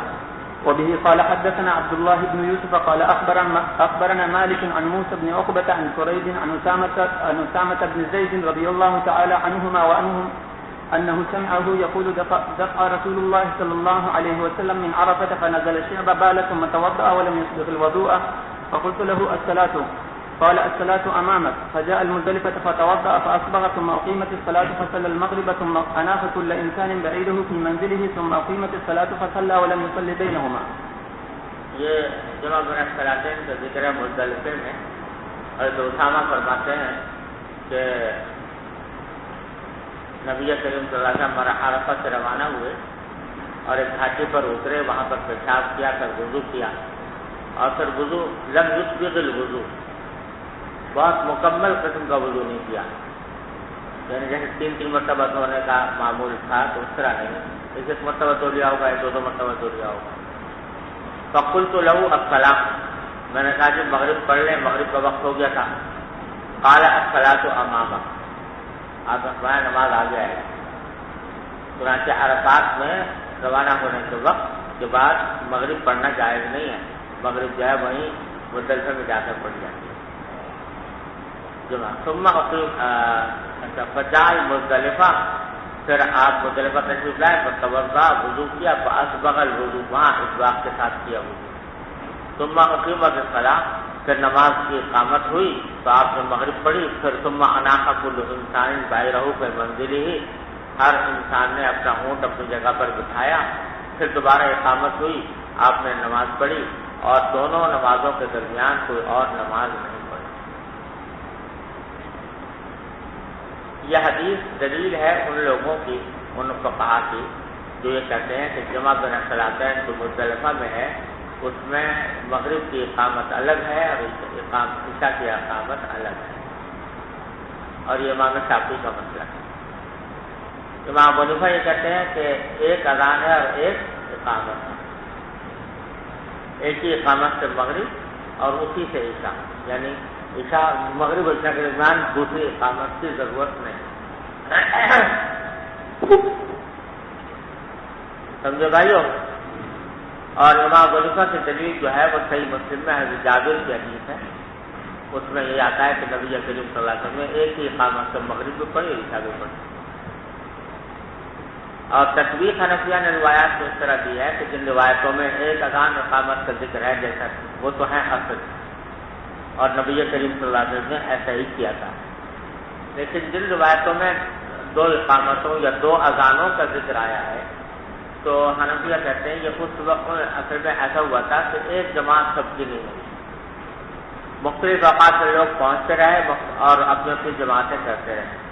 تو کسی نے ایک اقامت سے نماز پڑھی، جیسا حضور صلی اللہ علیہ وسلم نے ایک اقامت سے نماز پڑھی، اور جن لوگوں نے مغرب اور عشاء میں کچھ لمبا فصل ہو گیا تھا انہوں نے عشاء کے لیے الگ اقامت. سمجھے نا؟ اس طرح دو اقامتیں ان لوگوں کے لیے تھیں جنہوں نے مغرب اور عشاء کی نماز کے درمیان کوئی اور فاصل کام انجام دیا تھا. لیکن حضور افضل صلی اللہ علیہ وسلم کی نماز نے چونکہ فاصل کوئی ایسا خاص نہیں تھا، اس واسطے ایک ہی اقامت سے دونوں پڑھی اور وہی سنت بھی حنفیہ ہے. چلیے باب من جمع بينهما ولم يتطوع. وبه قال حدثنا آدم قال حدثنا ابن أبي ذئب عن الزهري عن سالم بن عبد الله عن ابن عمر رضي الله تعالى عنهما وعنهم قال جمع النبي صلى الله عليه وسلم بين المغرب والعشاء بجمع كل واحدة منهما بإقامة ولم يسبح بينهما ولا على إثر كل واحدة منهما. وبه قال حدثنا خالد بن مخلد قال حدثنا سليمان بن بلال قال حدثنا يحيى بن سعيد قال حدثنا عدي بن ثابت رضي الله تعالى عنه وعنهم قال حدثني عبد الله بن يزيد الخطمي قال حدثني أبو أيوب الأنصاري أن رسول الله صلى الله عليه وسلم جمع في حجة الوداع المغرب والعشاء بالمزدلفة. في حجة الوداع المغرب والعشاء بالمزدلفة. باب من أذن وأقام لكل واحدة منهما. وبه قال حدثنا عمرو بن خالد قال حدثنا زهير قال حدثنا أبو إسحاق قال سمعت عبد الرحمن بن يزيد يقول حج عبد الله رضي الله تعالى عنه فأتينا المزدلفة حين الأذان بالعتمة أو قريبا من ذلك فأمر رجلا فأذن وأقامه ثم صلى المغرب وصلى بعدها ركعتين ثم دعا بعشائه فتعشى ثم أمر أرى فأذن وأقامه. قال عمرو ولا أعلم الشك إلا من زهير. ثم صلى العشاء ركعتين فلما طلع الفجر قال إن النبي صلى الله عليه وسلم كان لا يصلي هذه الساعة إلا هذه الصلاة في هذا المكان من هذا اليوم. قال عبد الله هما صلاتان تطولان عن وقتها صلاة المغرب بعدما يأتي الناس المزدلفة والفجر حين ينزغ الفجر. قال رأيت النبي صلى الله عليه وسلم يفعله. باب من قدم ضعفة أهل بريل فيقفون بالمزدلفة ويدعون ويقدم إذا غاب القمر. وبه قال حدثنا يحيى بن مطلب اس کا یہ ہے کہ عام حجاج کے لیے تو مسنون یہ ہے کہ عرفات سے آنے کے بعد مزدلفہ میں رات گزاریں اور رات گزارنے کے بعد فجر پڑھ کر جب تھوڑا سا اتفاق ہو جائے تو وقوف کریں مزدلفہ اور پھر طلوع شمس سے پہلے روانہ ہو. عام لوگوں کے لیے سنت یہ ہے. لیکن اگر کوئی گھر والے ساتھ ہیں تو جو عورتیں ہیں بچے ہیں ان کو اگر کوئی شخص چاہے تو مزدلفہ میں قیام نہ کرنا پڑے اور سیدھے یہ منی چلے جائیں تو ایسا کرنا بھی جائز ہے. رسول کریم صلی اللہ علیہ وسلم نے اپنے خواتین اور بچوں کو بھیج دیا تھا منی رات کی. سمجھ گئے؟ یہ مطلب ہے جی.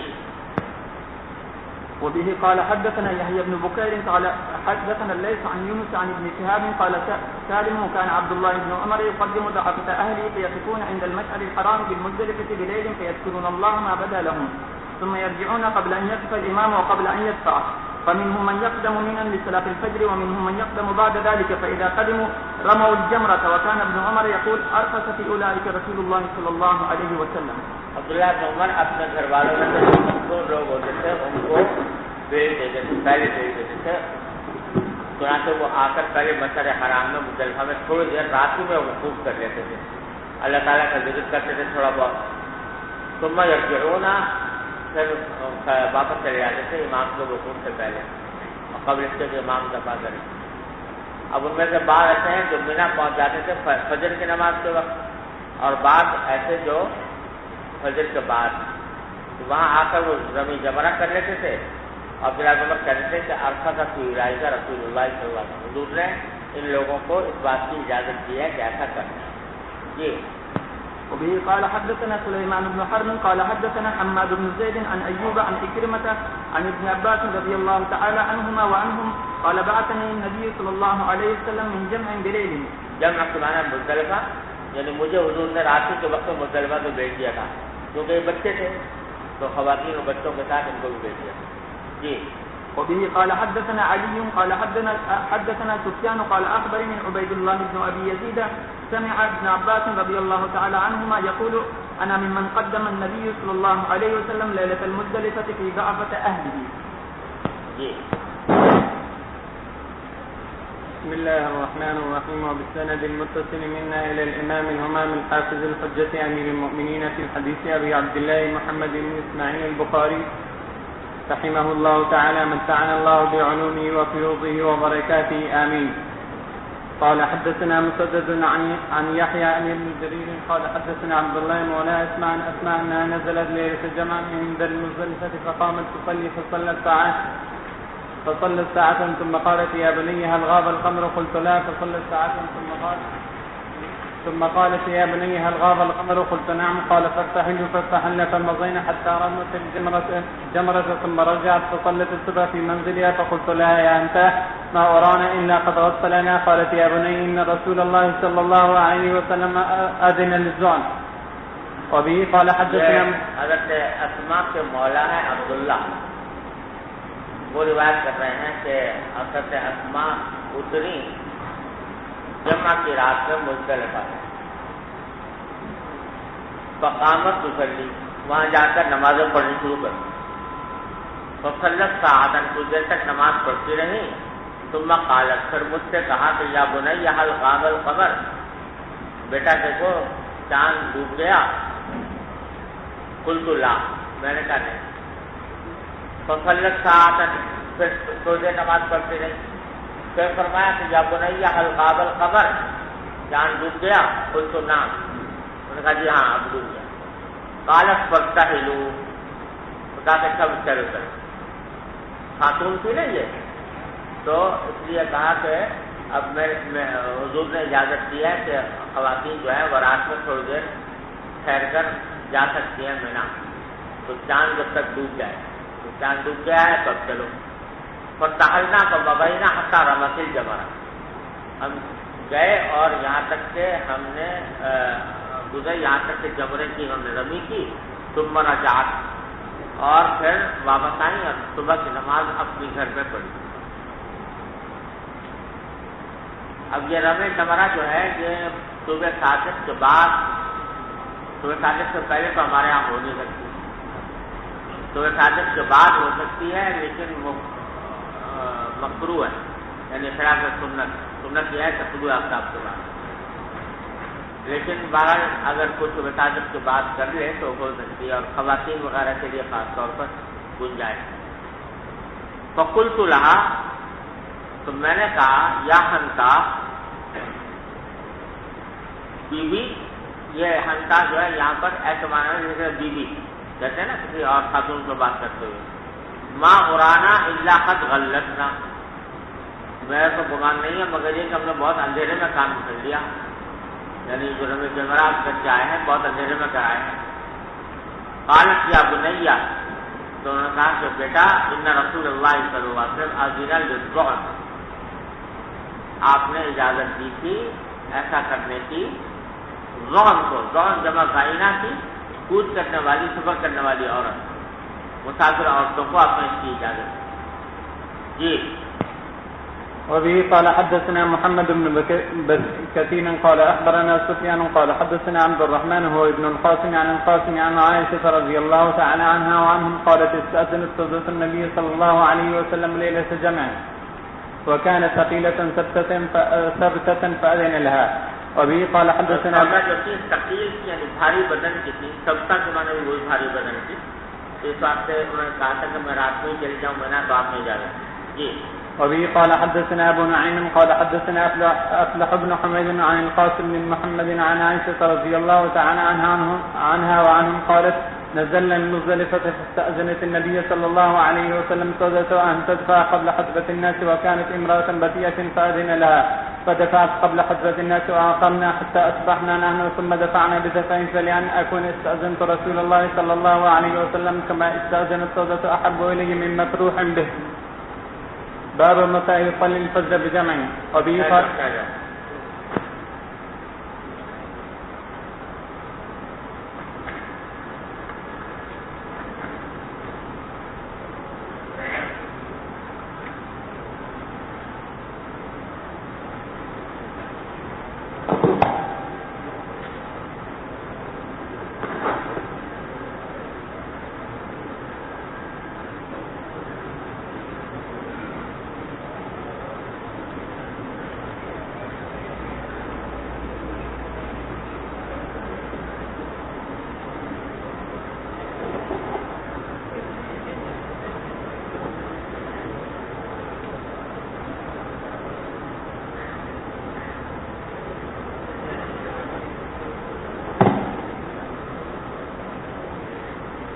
حضرت عائشہ فرماتے ہیں کہ مزدلفہ جا کر اترے تو نبی کریم صلی اللہ علیہ وسلم سے سودا رضی اللہ عنہ نے اجازت مانگی ان تدفع قبل خطمۃ الناس، کہ وہ چلی جائیں مزدلفہ سے منی چلی جائیں قبل خطمۃ الناس، لوگوں کے ہجوم سے پہلے. خطمہ سے مراد ہجوم. مکان سے امرأۃ بقیۃ، اب ایسی خاتون کی ذرا سست رفتار تھی. فأذن لها، تو آپ نے اجازت دی. فدفعت قبل خطمۃ الناس وأقمنا، وہ چلی گئی، ہم ٹھہرے رہے حتی اصبحنا، یہاں تک صبح ہو گئی. نحن ثم دفعنا بدفعه، پھر جب حضور روانہ ہوئے تو ہم بھی روانہ ہوئے. اب کہہ رہی ہیں جو بڑھاپے کی بات کر رہی ہیں عائشہ، بڑھاپے میں کہہ رہی ہیں تو فلان اكون استاذنت رسول اللہ صلی اللہ علیہ وسلم كما استاذنت سودا احب الی من مفروح به، اگر میں بھی اسی طرح اجازت لے لیتی جیسے کہ سودا رضی اللہ عنہ نے لی تھی تو یہ مجھے زیادہ محبوب ہے ہر ایسی چیز سے جس سے کوئی آدمی خوش ہو. مفروح بھی جس سے بھی کوئی آدمی خوش ہو. تو مطلب یہ ہے کہ اگر میں اجازت لیتی تو بہت اچھی بات تھی. کیوں؟ اس واسطے کہ پھر حضور کی اجازت سے میں آئندہ بھی حج کے اندر اگر جانا چاہتی تو جانے میں کوئی دل میں اشکال نہ ہوتا. لیکن اس وقت چونکہ میں نے اجازت نہیں لی، حضور کے ساتھ رہی، اب اگر میں حضور کے بعد کسی وقت مزدلفہ سے جانا چاہوں منا تو دل میں یہ ایک کھٹک رہے گی کہ حضور کے ساتھ تو میں نے پورا رات گزاری تھی مزدلفہ میں اور اب پہلے جا رہی ہوں، تو یہ کھٹک باقی رہے. اگر میں نے اس وقت اجازت لے لی ہوتی جیسے سودا نے لی تھی تو بعد میں یہ کھٹک باقی نہ رہے. یہ مطلب جی. باب متى يصلي الفجر بجمع. وبه قال حدثنا عمرو بن حفص بن غياث قال حدثنا أبي قال أخبرني الأعمش قال حدثنا عمارة عن عبد الرحمن عن عبد الله رضي الله تعالى عنه عنهم قال ما رأيت النبي صلى الله عليه وسلم صلى صلاة لغير ميقاتها إلا صلاتين، جمع بين المغرب والعشاء وصلى الفجر قبل ميقاتها. وبه قال حدثنا عبد الله بن رجاء قال حدثنا إسرائيل عن أبي إسحاق عن عبد الرحمن بن يزيد قال خرجت مع عبد الله رضي الله تعالى عنه إلى مكة ثم قدمنا جمعا فصلى الصلاتين كل صلاة وحدها بأذان وإقامة والعشاء بينهما، ثم صلى الفجر حين طلع الفجر قائل يقول طلع الفجر وقائل يقول لم يطلع الفجر، ثم قال إن رسول الله صلى الله عليه وسلم قال إن هاتين الصلاتين حولتا عن وقتهما في هذا المكان المغرب والعشاء فلا يخدم الناس جمعا حتى يعتموا صلاة الفجر هذه الساعة. ثم وقف حتى أسر، ثم قال لو أن أمير المؤمنين فاز الآن أثار السنة فما أدري أقوله كان أسرع من دفع عثمان فلم يزل حتى يلبي حتى رمى الجمرة العقبة يوم النحر.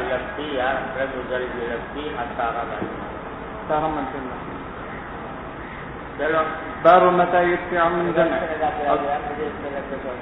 وبه قال وبه قال حدثنا حجاج بن منهال قال حدثنا شعبة عن أبي إسحاق قال سمعت عمرو بن ميمون قال شهدت عمرا صلى بجمع الصبح ثم وقف فقال إن المشركين كانوا لا يفيزون حتى تطلع الشمس ويقولون أشرى السبيل وإن النبي صلى الله عليه وسلم خالفهم ثم أفاز قبل أن تطلع الشمس. یہ فرماتے ہیں کہ عمرو بن میمون رضی اللہ تعالیٰ عنہ یہ مخضرمین میں سے ہیں. حضور کے زمانے میں پیدا ہو گئے تھے لیکن زیارت نہیں ہو پائی. زمانے جاہلیت سے بڑی لمبی عمر پائی انہوں نے 120 سال سے بھی زیادہ. تو زمانے جاہلیت کے بھی 40 سال پائے 40 سال سے زیادہ. پھر حضور اقدس صلی اللہ علیہ وسلم کا زمانہ پایا. پھر فاروق اعظم کے زمانے تک بلکہ اس کے بعد تک زندہ رہے. وہ فرماتے ہیں کہ شہید کو عمر یصلی بجمع الصبح اور میں حضرت عمر کے ساتھ موجود تھا جبکہ وہ مزدلفہ میں صبح کی نماز پڑھ رہے تھے. ثم وقف اور پھر نماز فجر کے بعد انہوں نے وقوف فرمایا. فقال ان المشرکین کانوا لا یفیضون حتی تطلع الشمس. فرمایا کہ جو مشرکین ہوتے تھے نا مزدلفے میں جب رات گزارتے تھے تو صبح کو وہاں سے مینا کے لیے روانہ نہیں ہوتے تھے سورج نکلنے سے پہلے. یہ سمجھتے تھے کہ سورج نکلنے سے پہلے یہاں سے روانہ ہونا گناہ ہے. چنانچہ کیا ہوتا تھا یقولون اشرف کبیر. تو وہاں بیٹھے رہتے تھے سورج نکلنے کے انتظار میں اور یہ کہتے رہتے اشرف کبیر کئی بار نغیر. یہ کبیر جو تھا ایک پہاڑ تھا مزدلفہ کے پاس. تو جب سورج نکلتا تو پہلی اس کی کرن جو ہے وہ اس پہاڑ پر پڑا کرتی تو وہ چمک اٹھتا تھا. تو اس کا چمکنے سے پتہ چلتا تھا کہ سورج نکل آیا. سمجھے؟ تو اب یہ انتظار میں بیٹھے رہتے تھے کہ جب تک سورج نکلے کب ہم روانہ ہوں. تو اس کے لیے بیٹھے ہوئے یہ کہتے رہتے اشرف کبیر یعنی اشرف یا کبیر اے کبیر پہاڑ کی چمک اٹھ. اشرف کبیر کریما نغیر تاکہ ہم جلغار کریں یعنی روانہ ہو جائیں. تو بس یہ کہتے رہتے بیٹھے ہوئے. کچھ ذکر تو کرنا کیا تھا بس یہی اشرف کبیر کریما نغیر اشرف کبیر کریما نغیر یہ گردان کہتے رہتے تھے بیٹھے ہوئے. تو وہ ان نبی صلی اللہ علیہ وسلم مخالف ہوں. تو نبی کریم صلی اللہ علیہ وسلم نے ان کی مخالفت فرمائی. یعنی یہ جو تصور تھا کہ طلوع شمس سے پہلے روانہ ہونا جائز نہیں ہے اس کو آپ نے ختم فرما دیا اور افاظہ قبل ان تطلع الشمس. تو طلوع شمس سے پہلے ہی آپ روانہ ہوئے یعنی اس بار کے اندر. جی باب التلبية والتكبير غداة النحل حين يرمي جمرة العقبة والارتداف في السير. وبه قال حدثنا أبو عاصم الزحاك بن مخلد قال حدثنا ابن جرير عن عطاء عن ابن جريج عن عطاء عن ابن عباس رضي الله تعالى عنهما وعنهم أن النبي صلى الله عليه وسلم أردف الفجر فأخبر الفجر أنه لم يزل يلبي حتى رمى الجمرة.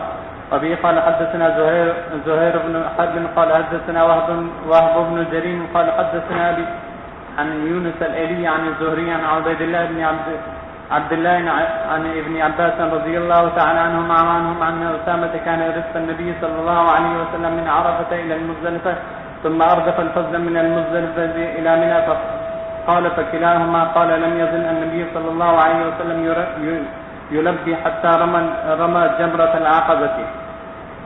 باب فمن تمتع بالعمرة إلى الحج فما استيسر من الهدي إلى قوله تعالى حاضر المسجد الحرام. وبه قال حدثني إسحاق بن منصور قال أخبرنا النضر بن شمين قال أخبرنا شعبة قال أخبرنا أبو جمرة قال سألت ابن عباس رضي الله تعالى عنهما وعنهم عن المتعة فأمرني بها وسألته عن الهدي فقال فيها جزور أو بقرة أو شاة أو صدق في دم قال وكأن الناس كرهوها فنمت فرأيت في المنام كأن الإنسان ينادي حج مبرور ومتعة متقبلة فأتيت ابن عباس فحدثته فقال الله أكبر سنة أبي القاسم صلى الله عليه وسلم. وقال آدم ووهو بن جرير وغندرة عن شعبة عن عمرة متقبلة وحج مبرور. متع سے مراد یہاں پر تمتع ہے، دوسرا متع نہیں ہے. جی پڑھو یار.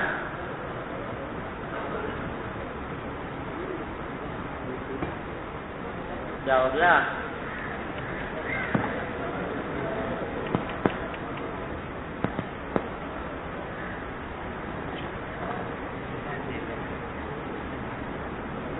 بسم اللہ الرحمن الرحیم. باب وقوف یہ کون تھا جس کا نام کیا تھا وہ جس نے پڑھا بھی؟ عبد الصمد جس نے پڑھا. اب جو پڑھے گا وہ کبیر احمد. جی. اچھا چلو. بسم اللہ الرحمن الرحیم. باب رکوب البدن لقوله تعالی والبدن جعلناها لكم من شعائر الله لكم فيها خير فاذكروا اسم الله عليها صواب فإذا وجبت جنوبها إلى قوله وبشر المحسنين. قال مجاهد سميت البدن لبدنها القائم والسائل والمعتر الذي يعتر بالبدن من غني أو فقير. وشعائر الله استعظام البدن واستحسانها والعتيق وعتقه من الجبابرة يقال وجبت سقطت إلى الأرض ومنه وجبت الشمس. وبالسند المتصل منا إلى الإمام الهمام حافظ الحجة أمير المؤمنين في الحديث أبي عبد الله محمد بن إسماعيل بن إبراهيم ابن بازبة الجوفي البخاري رحمه الله تعالى متعنا بعلومه وفيوضه وبركاته آمين. قال حدثنا عبد الله بن يوسف قال أخبرنا مالك عن أبي الزناد عن الأعرج عن أبي هريرة رضي الله تعالى عنه وعنهم أن رسول الله صلى الله عليه وسلم رأى رجلا يسوق بدنة فقال اركبها فقال إنها بدنة قال اركبها فقال إنها بدنة قال اركبها ويلك في الثانية أو في الثالثة. یہ بدنے کا ذکر آیا ہے تو پہلے آیت کریمہ ذکر کرتی والبدن جعلناها لكم من شعائر الله، اور آگے جو ہے حضرت مجاہد کا قول نقل کیا کہ اس کو بدنہ اس لیے کہتے ہیں کہ اس کا بدن بڑا ہوتا ہے.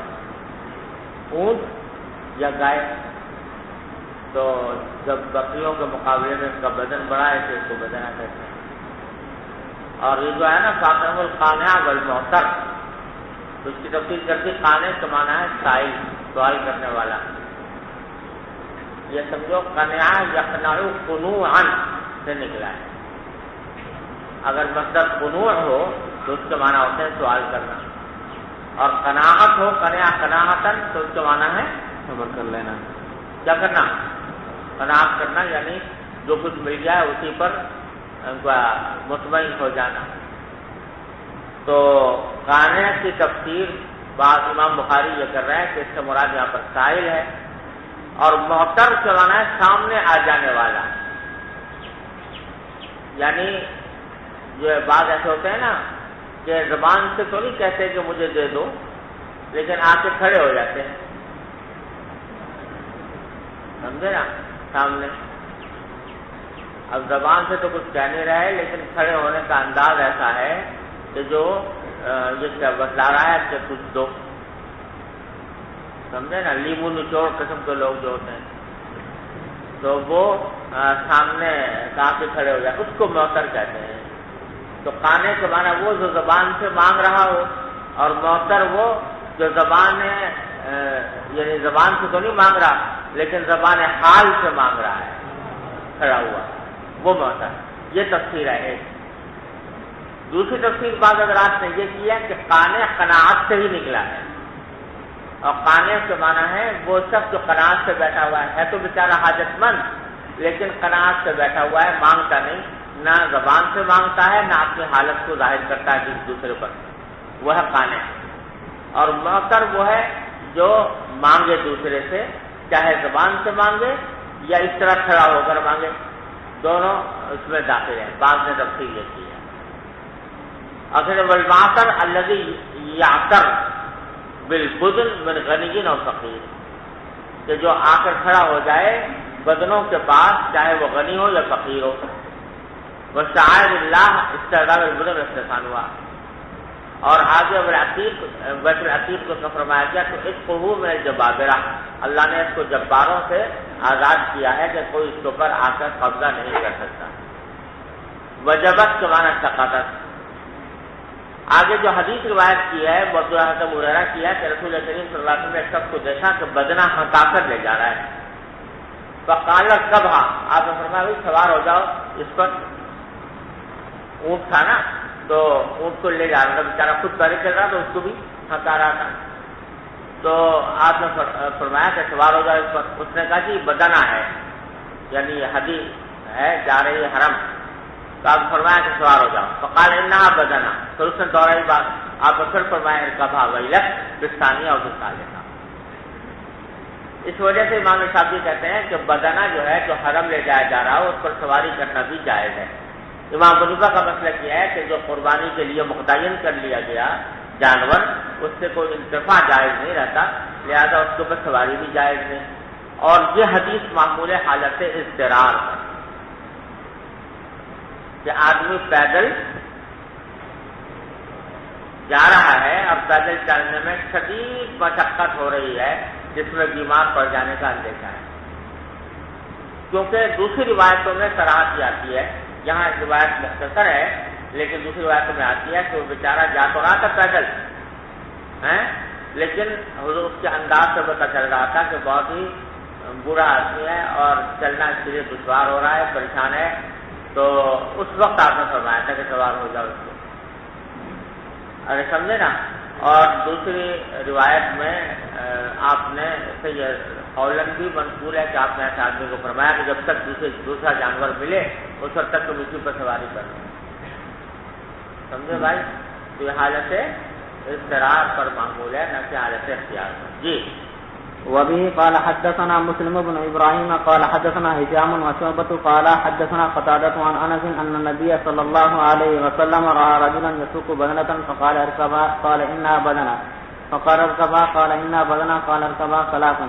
باب من ساق البدن معه. وبه قال حدثنا يحيى بن بكير قال حدثنا الليث عن عقيل عن ابن شهاب عن سالم بن عبد الله ان ابن عمر رضي الله عنهما وعنه قال تمتع رسول الله صلى الله عليه وسلم في حجة الوداع بالعمرة إلى الحج وأهدى فساق معه الهدي من ذي الحليفة، وبدأ رسول الله صلى الله عليه وسلم فأهل بالعمرة ثم أهل بالحج فتمتع الناس مع النبي صلى الله عليه وسلم بالعمرة إلى الحج، فكان من الناس من أهدى فساق الهدي ومنهم من لم يهدي، فلما قدم النبي صلى الله عليه وسلم مكة قال للناس من كان منكم أهدى فإنه لا يحل من شيء حرم منه حتى يقضي حجه، ومن لم يكن منكم أهدى فليطف بالبيت وفي الصفا والمروة ويقصر وليحلل ثم ليهل بالحج، فمن لم يجد هديا فليصم 3 أيام في الحج و7 إذا رجع إلى أهله، فطاف حين قدم مكة واستلم الركن أول شيء ثم خب 3 أطواف ومشى 4 فركع حين قضى طوافه بالبيت عند المقام ركعتين ثم سلم فانصرف فأتى الصفا فطاف بالصفا والمروة 7 أطواف ثم لم يحلل من شيء حرم منه حتى قضى حجه ونحر هديه يوم النحر، وأفاض فطاف بالبيت ثم حل من كل شيء حرم منه، وفعل مثل ما فعل رسول الله صلى الله عليه وسلم من أهدى وساق الهدي من الناس. وعن عروة عن عائشة رضي الله تعالى عنها أخبرته عن النبي صلى الله عليه وسلم في تمتعه بالعمرة إلى الحج فتمتع الناس معه بمثل الذي أخبرني سالم عن ابن عمر عن رسول الله صلى الله عليه وسلم. باب من اشترى الهدي من الطريق. وبه قال حدثنا أبو النعمان قال حدثنا حماد عن أيوب عن نافع رضي الله تعالى عنه قال عبد الله بن عمر لأبي أقم فإني لا أمنها أن تصد عن البيت، قال إذن أفعل كما فعل رسول الله صلى الله عليه وسلم، وقال لقد كان لكم في رسول الله أسوة حسنة، فأنا أشهدكم أني قد أوجبت على نفسي العمرة فأهل بالعمرة ثم خرج حتى إذا كان بالبيداء أهل بالحج والعمرة وقال ما شأن الحج والعمرة إلا واحد، ثم اشترى الهدي من قديد ثم قدم مكة فطاف لهما طواف واحدا فلم يحل حتى أحل منهما جميعا. باب من أشار وقلد بذي الحليفة ثم أحرم. وقال نافع كان ابن عمر رضي الله تعالى عنهما إذا عاد من المدينة قلده وأشاره بذي الحليفة يطعن في شق صنامه الأيمن بالشفرة ووجهها قبل القبلة باركة. یہ اشعار کی اصل ہے اور اشعار کا معنی ہے وہاں کو تھوڑا سا زخم لگا دینا تاکہ لوگوں کو پتہ چل جائے کہ جانور حرم جا رہا ہے. یہ مسنون ہے اور امام ابو حنیفہ کی طرف جو منسوب ہے تو انہوں نے اس کو جائز نہیں کہا، یہ غلط بات ہے۔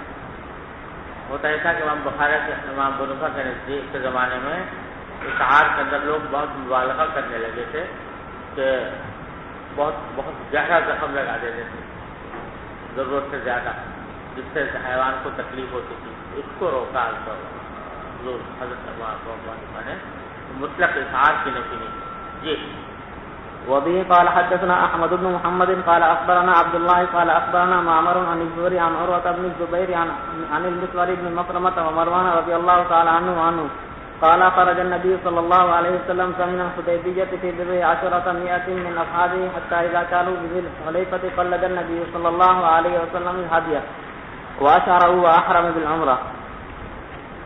وبه قال حدثنا ابو نعيم قال حدثنا اصلح عن القاسم عن عائشة رضي الله تعالى عنها قال فتلت قلائد بدن النبي صلى الله عليه وسلم بيدي ثم قلدها واشعرها وآداها وما حرم عليه شيء كان احل له۔ یعنی صرف حدیث کے اوپر قلادہ پہلانے سے یا اشعار کرنے سے حالت احرام شروع نہیں ہوتی جب تک کہ آدمی تلبیہ نہ پڑے۔ جی باب فصل القلائد للبدن والبقر۔ وبه قال حدثنا مسدد قال حدثنا يحيى عن عبيد الله قال اخبرني نافع عن ابن عمر عن حفصة رضي الله تعالى عنها وعنهم قالت قلت يا رسول الله ما شأن الناس حلوا ولم تحل انت؟ قال اني لبست راسي وقلدت هدي ولا احل حتى احل من الحج۔ جی وبه قال حدثنا عبد الله بن يوسف قال حدثنا الليث قال حدثني ابن شهاب عن عروة وعن عمرة بنت عبد الرحمن ان عائشة رضي الله تعالى عنها وعنه قالت كان رسول الله صلى الله عليه وسلم يهدي من المدينة فأفتل قلائد هديه ثم لا يجتنب شيئا مما يجتنب المحرم۔ جی باب اشعار البدن وقال اس سال کی بات ہے جس سال آپ نے حضرت صدیق اکبر کو بھیج دیا تھا نا، پہلے خود کا حضور کا جانے کا ارادہ تھا حج میں، لیکن اسی وجہ سے حضرت عائشہ نے وہ قلادے بھی بٹ لیے تھے جانوروں کے لیے، لیکن بعد میں پھر آپ نے ارادہ مستوی کر دیا صدیق اکبر کو امیر حج بنا کر بھیجا۔ تو یہ بتا رہی ہے عائشہ کہ میں تو حضور کے قلادے بھی بٹ لیے تھے، اس کے باوجود حالت احرام شروع نہیں ہوئی، مجرد قلادے تیار کر لے گئے تھے کیونکہ آپ نے پھر احرام نہیں باندھا اور تلبیہ نہیں پڑھا۔ جی باب اشعار البدن وقال عروة عن المسور قلد النبي صلى الله عليه وسلم الهدي واشعره واحرم بالعمرة۔ وبه قال حدثنا عبد الله بن مسلمة قال اخبرنا افلح بن حميد عن القاسم عن عائشة رضي الله تعالى عنها وعنهم قالت قتلت قلائد هدي النبي صلى الله عليه وسلم ثم اشعرها وقلدها او قلدتها ثم بعث بها الى البيت واقام بالمدينة فما حرم عليه شيء كان له حل۔ یہ جانور جو تیار کیے تھے حرم کے لیے، اگر جب خود آپ حج کے لیے تشریف نہیں لے گئے، لیکن صدیق اکبر کے ساتھ جو قربانی کے لیے بھیج دیے تھے وہاں پر قربان ہوئے، لیکن ان کے تیار کرنے کی وجہ سے کوئی حالت احرام لاگو نہیں ہوئی۔ جی باب من قلد القلائد بيده۔ وبه قال حدثنا عبد الله بن يوسف قال اخبرنا مالك عن عبد الله بن ابي بكر بن حزم عن عمرة بنت عبد الرحمن رضي الله تعالى عنه أن أخبرته أن زياد بن أبي سفيان كتب إلى عائشة رضي الله تعالى عنها أن عبد الله بن عباس قال من أهدى هديا حرم عليه ما يحرم على الحاج حتى ينحر هديه۔ قالت عمرة فقالت عائشة رضي الله تعالى عنها أليس كما قال ابن عباس أنا قتلت قلائد هدي رسول الله صلى الله عليه وسلم بيدي ثم قلدها رسول الله صلى الله عليه وسلم بيديه ثم بعث بها مع أبي فلم يحرم على رسول الله صلى الله عليه وسلم شيء أحله الله حتى نحر الهدي۔ یہ یہاں اس روایت میں بات واضح ہو گئی کہ عائشہ جو بار بار اس پر زور دے رہی ہے نا کہ میں نے خود قلادے بٹے تھے، اس کے باوجود حضور کی حالت احرام شروع نہیں ہوئی، اس کی وجہ یہ تھی کہ زیاد بن ابی سفیان نے لکھا تھا حضرت عائشہ کو، سمجھے نا، کہ عبداللہ بن عباس کا قول یہ ہے کہ جو شخص کوئی حدیث تیار کر لے تو حدیث تیار کرنے سے ہی اس کے اوپر وہ چیزیں حرام ہو جاتی ہیں جو حالت احرام میں حرام ہوتی ہیں، یعنی حرام کی حالت شروع ہو جاتی ہے، چاہے اس میں تلبیہ پڑھاؤ یا نہ پڑھاؤ۔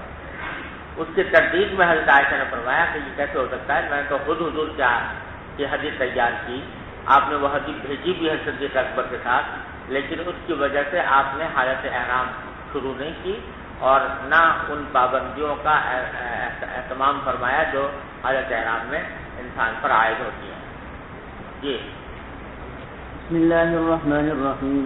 چلو یار نیا آدمی آ گیا کون ہے؟ شاہد محمود. کیا نام ہے؟